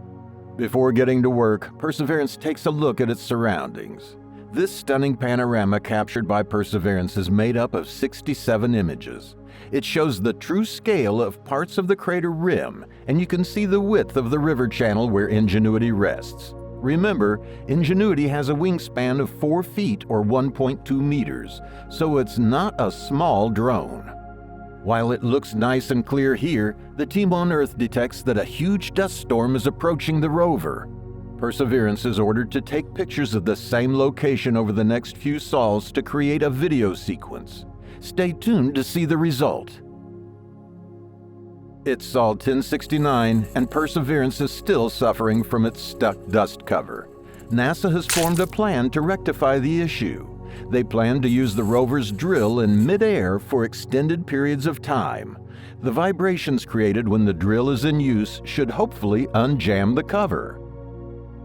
After examining Bunsen Peak, Perseverance realizes that its drill tool isn't safe to use on the vertical side of the rock. Therefore, it will have to abrade and drill the top of the rock instead. The team at NASA orders the rover to analyze the texture of the rock first. It has an interesting texture, previously unseen on Mars. While the team at NASA reviews the close-up images of Bunsen Peak, Perseverance can't help but glance at its old companion. Ingenuity is entirely disabled, but still alive. As Perseverance continues to image Bunsen Peak, it dislodges another rock under its wheel. This image shows that the wheel is finely balanced on this wobbly rock. The rover desperately needs to open its dust cap in order to use its laser on Bunsen Peak. It's Sol 1076 and Perseverance is watching the sunrise. The dust storm that NASA warned of is starting to roll in. After getting another visual on the dust cap, the rover is ordered to try again by using its drill in midair. Finally, a result. The cover is now open and the instruments inside are free to study the Martian surface once again. While Perseverance was busy opening the cover, the dust storm reached its peak. This sequence's images were captured over 11 sols. The team at NASA orders Perseverance to perform an abrasion on Bunsen Peak. The rover checks its abrasion tool for any damage. Perseverance snaps a quick image of the abrasion patch before resting for the day. The next day arrives, and the rover is eager to check on its rock abrasion. In this image, we can see that the displaced rock under the wheel has moved again. This wobbly rock could be a problem for the rover when using its drill. Perseverance takes a look at the patch again, but this time in brighter conditions. Now that the team can see the abrasion patch in detail, Perseverance goes ahead and uses the drill.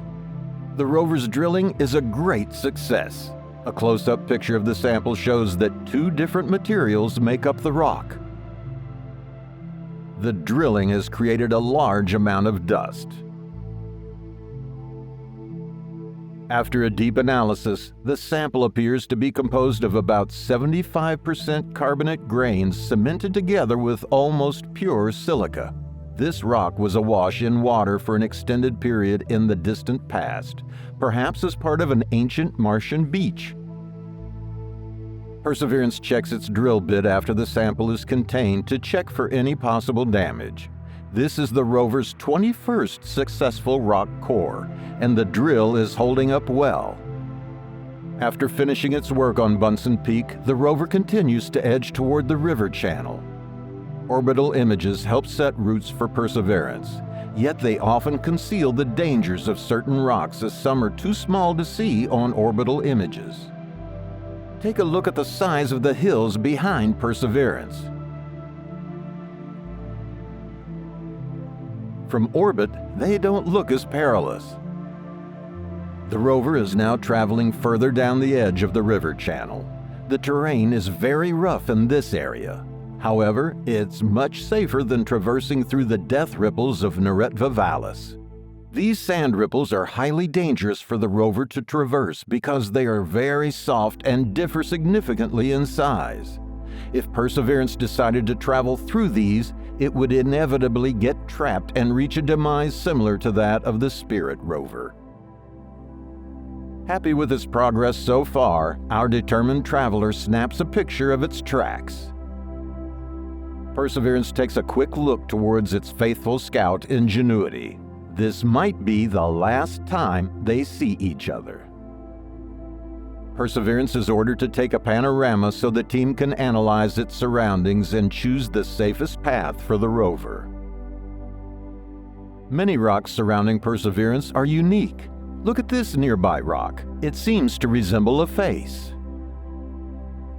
The rover is happy and captures a selfie with its rock friend. Interestingly, we can also see the rover's microphone. This little mic is responsible for gathering the first ever direct sounds from Mars. The team at NASA wants to get a better look at it. In this audio clip, you can hear the rover's MOXIE instrument at work, which generates oxygen using the Martian atmosphere.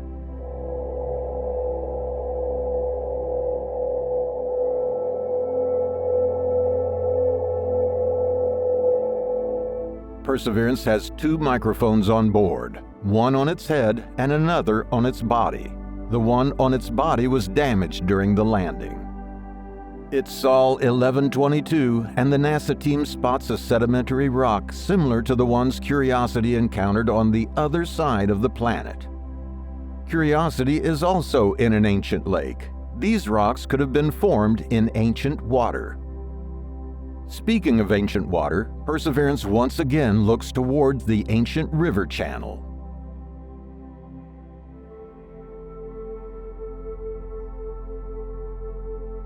The rover takes a higher quality image of Ingenuity's final airfield, Valinor Hills.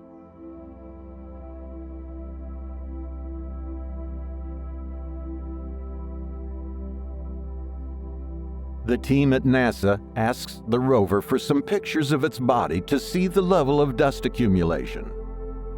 This amount of dust accumulation is okay and should not cause any problems for Perseverance.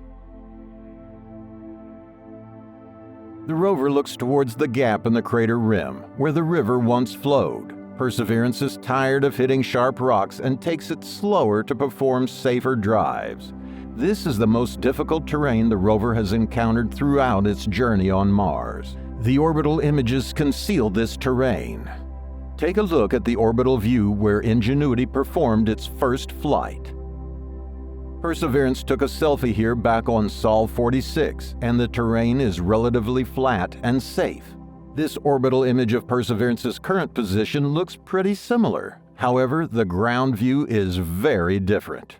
The boulders surrounding Perseverance are just under half a meter in size. Objects of this size are difficult for the Mars Reconnaissance Orbiter to resolve. It might now be safer for the rover to enter Neretva Vallis as the dunes are becoming smaller and less frequent. The rover decides to watch a Martian sunset before sleeping for the night. Don't worry, the sun isn't actually this large. There's just a lot of glare on the camera. As the rover moves on, it sends an emotional goodbye to its little friend Ingenuity before traveling past it for possibly the last time. The dust storm is still intense, therefore limiting visibility for Perseverance. NASA orders the rover to take an abrasion on a nearby rock. The vibrations have caused sand to move in the surrounding area. This sequence captures what looks to be a mini landslide. Some of the sand is not fully compacted, causing it to slide. After closely examining the patch, the team notices a purple coating next to the abrasion. We've seen this before and are still trying to figure out what it is. The rover then takes some pictures of its abrasion bit again to check for any possible damage. The bit does appear to be showing some signs of wear and tear. However, it is still getting the job done. When looking at the before and after images, a lot of sand around the rover has moved. This uncompacted, soft-sitting sand could be a potential hazard for Perseverance if it tries to drive through a large portion of it. The rover takes another picture of the abrasion patch. The NASA team doesn't seem to want to drill this rock. This could be because we already have numerous samples of this type of rock, or the rock itself may be too small to get a good sample. Perseverance will begin its descent into the perilous river channel in the next episode.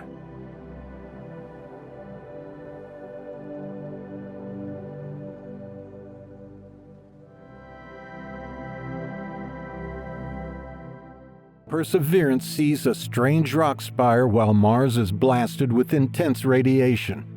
The rover explores an area called Bright Angel, which is home to an unusually colored rock, and finds a curious group of rocks with a popcorn texture. The rover has been looking toward the sun, which is usually done to assess the amount of dust in the atmosphere. Sometimes, however, Perseverance can see other things happening. These black dots are sunspots. Sunspots are cooler areas on the surface of the sun with intense magnetic fields. These strong magnetic fields are erupting to become solar flares, sending a lot of radiation towards the rover. Coincidentally, the Curiosity rover was watching for dust storms at the exact moment these charged particles began hitting the planet. The flashing specks in this clip are those charged particles from the sun.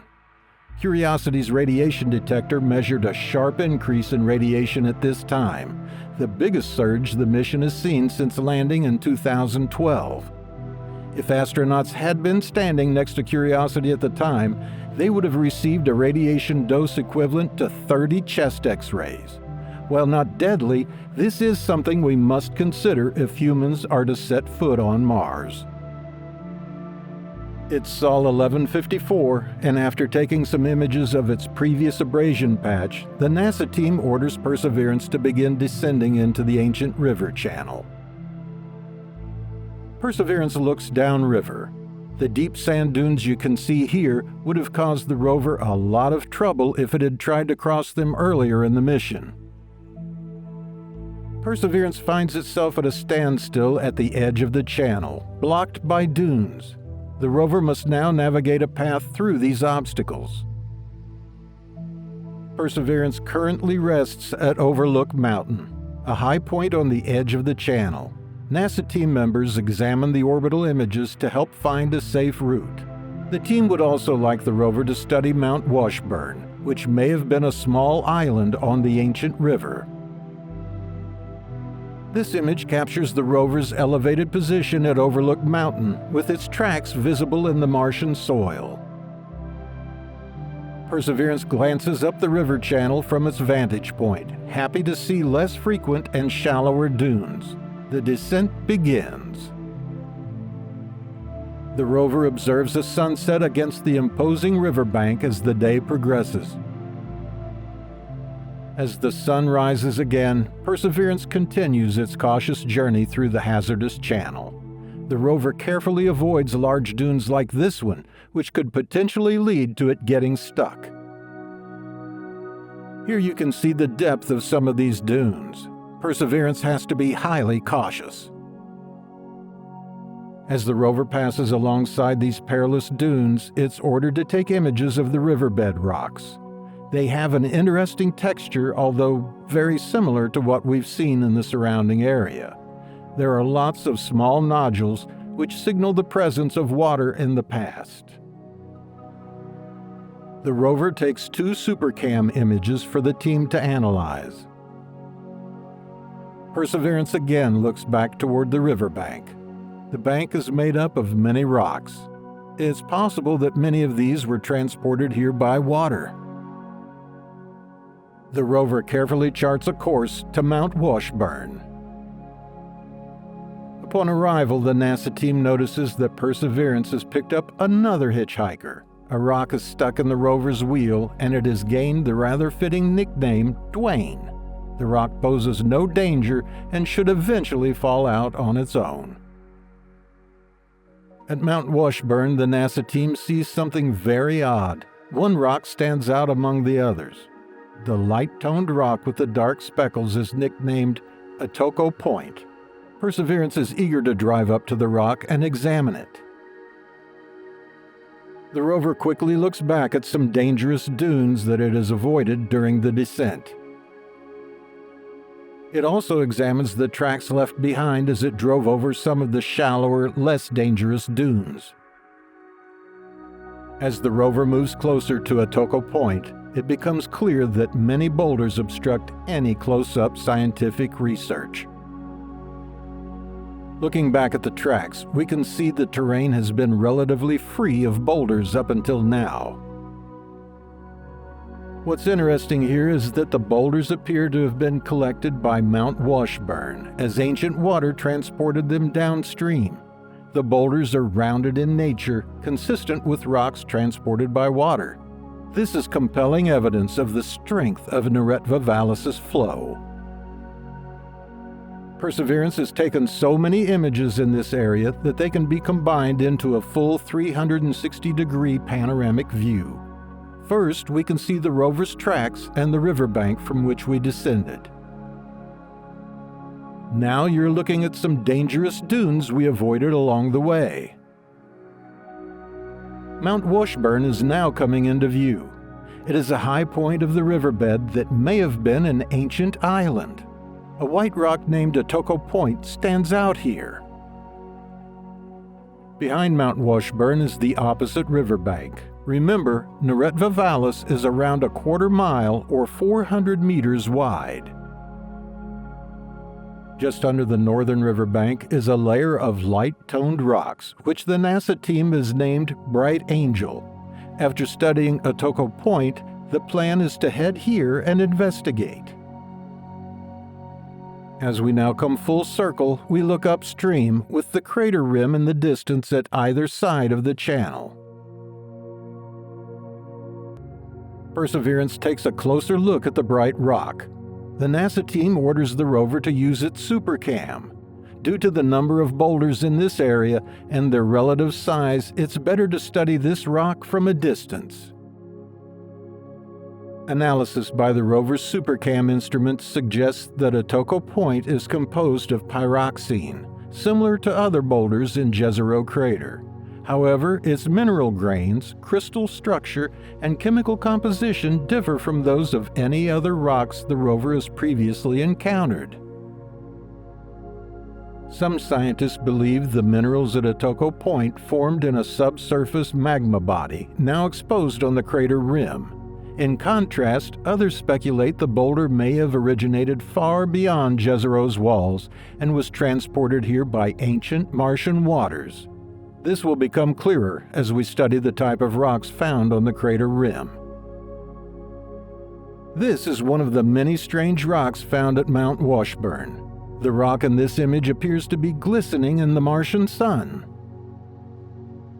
The rover is now instructed to move away from Mount Washburn and head to the light-toned area named Bright Angel.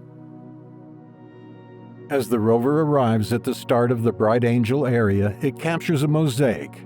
Interestingly, the rover sees something that stuns NASA scientists. It's a group of rock spires that point upwards. As Mars has lower gravity than Earth, these spires are likely just harder mineral veins that remain after wind erodes the surrounding softer material.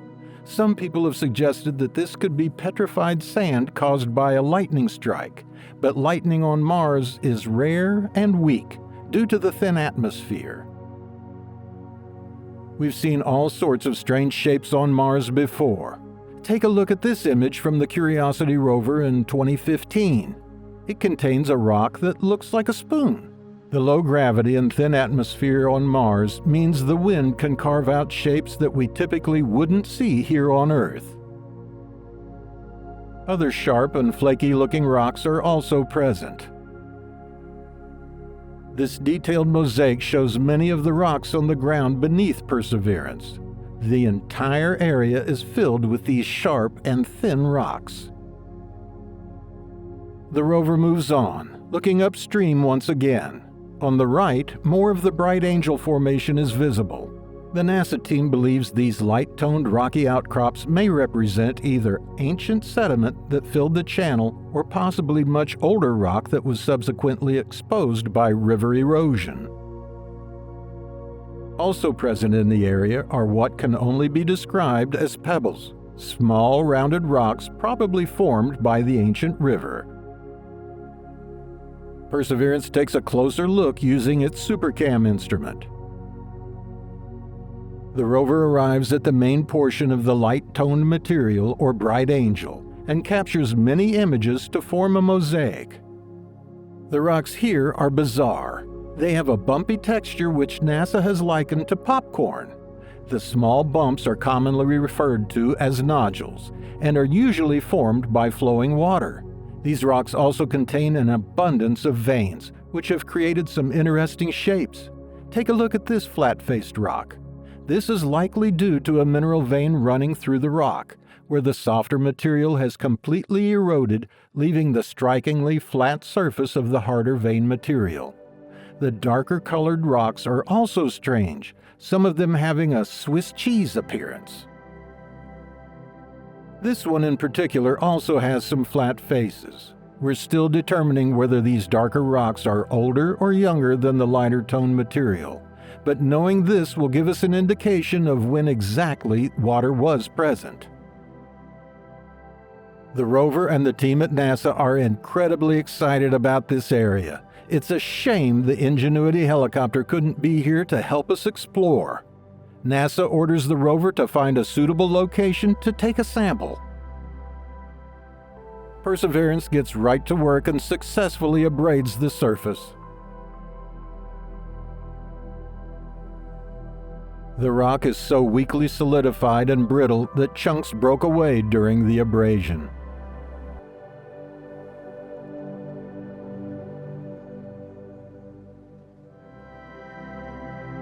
Perseverance makes a groundbreaking discovery that could be the most credible hint of ancient life ever found on Mars.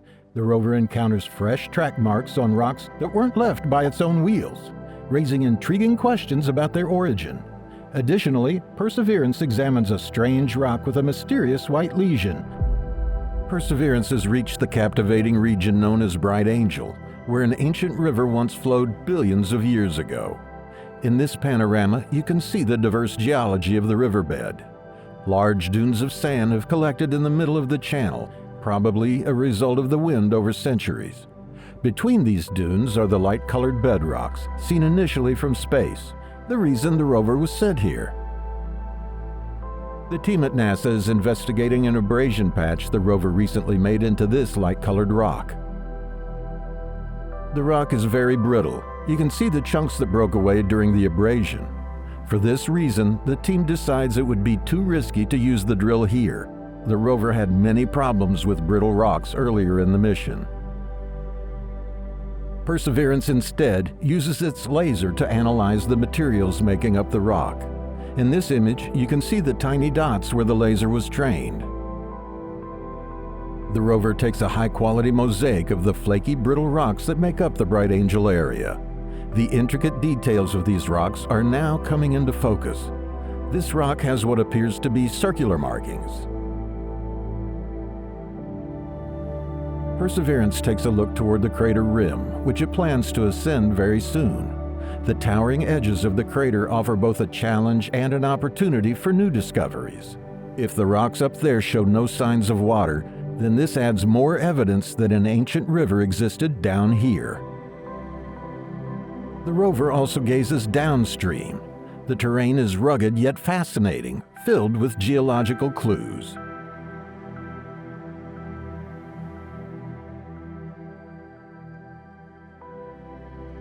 Looking back at the rocks, Perseverance is astonished by all these parallel lines.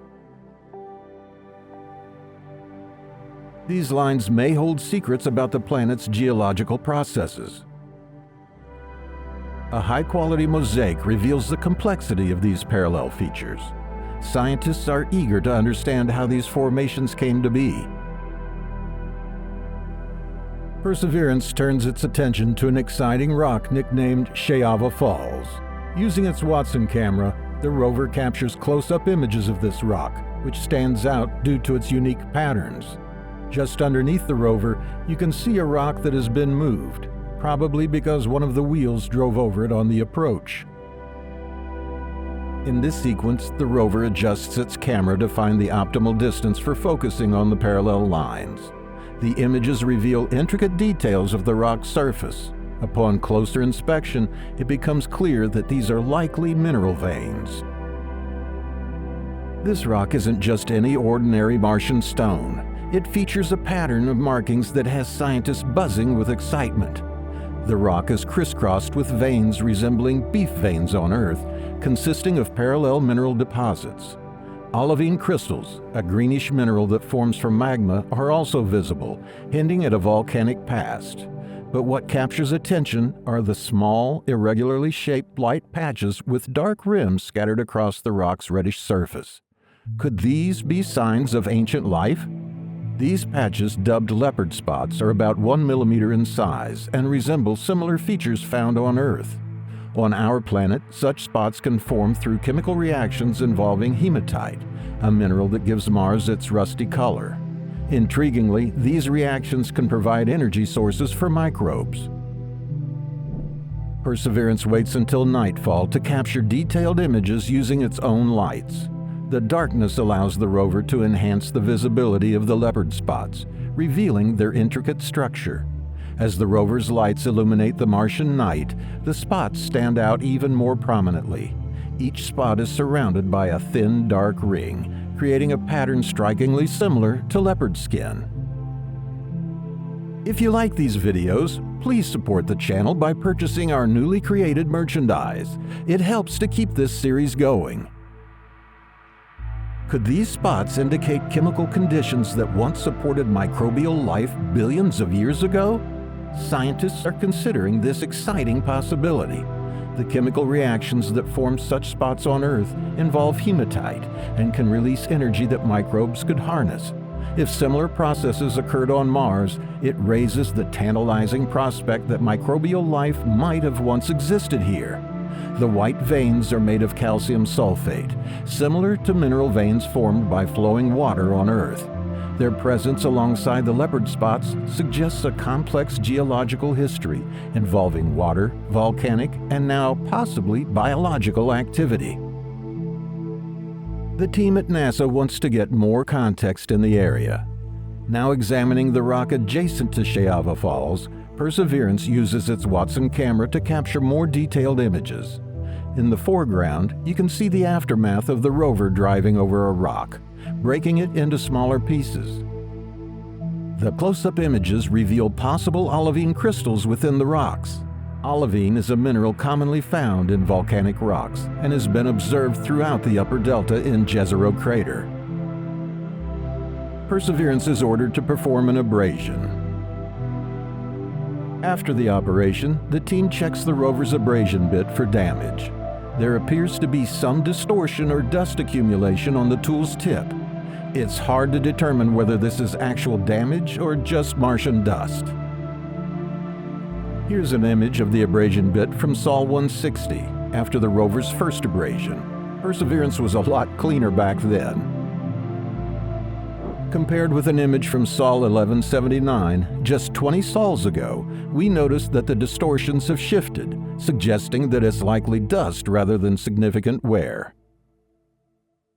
However, the black markings on the tool's tip in the latest image could indicate some wear and tear. The orange coating appears to be degrading slightly, which is expected over time. The tool should continue to function effectively for future operations. The patch shows a fascinating white pattern running through the rock. Is this the result of the same underlying factor that created the leopard spots we previously saw? Perseverance waits for the sun to set before capturing images of the abrasion patch using its UV lights. The darkness enhances the visibility of certain minerals.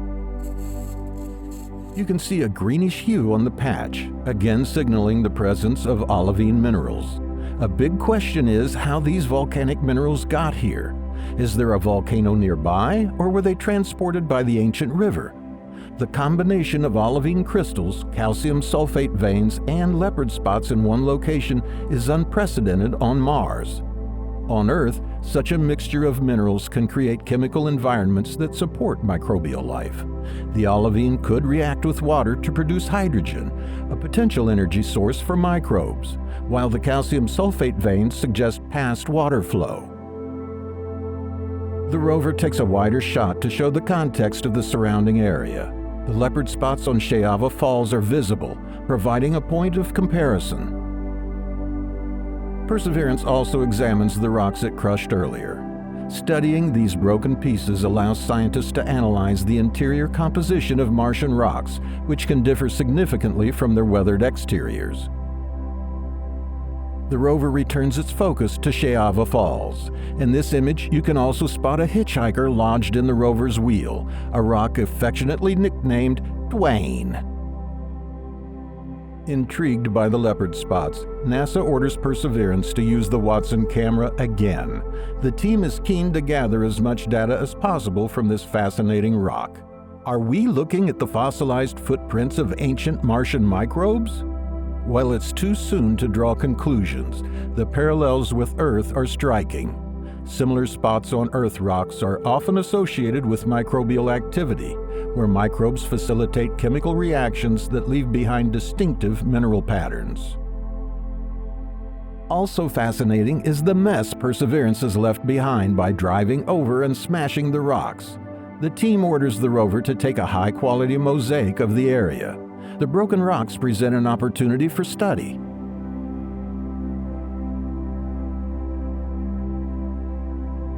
Despite the excitement surrounding Shayava Falls, the team decides to capture a mosaic looking downstream.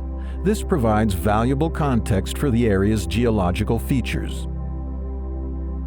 Perseverance also looks upstream. It sits near a gap in the crater rim, which the ancient river is thought to have carved. As the rover moves around the Bright Angel area, it stumbles upon a peculiar rock displaying what appear to be fresh track marks.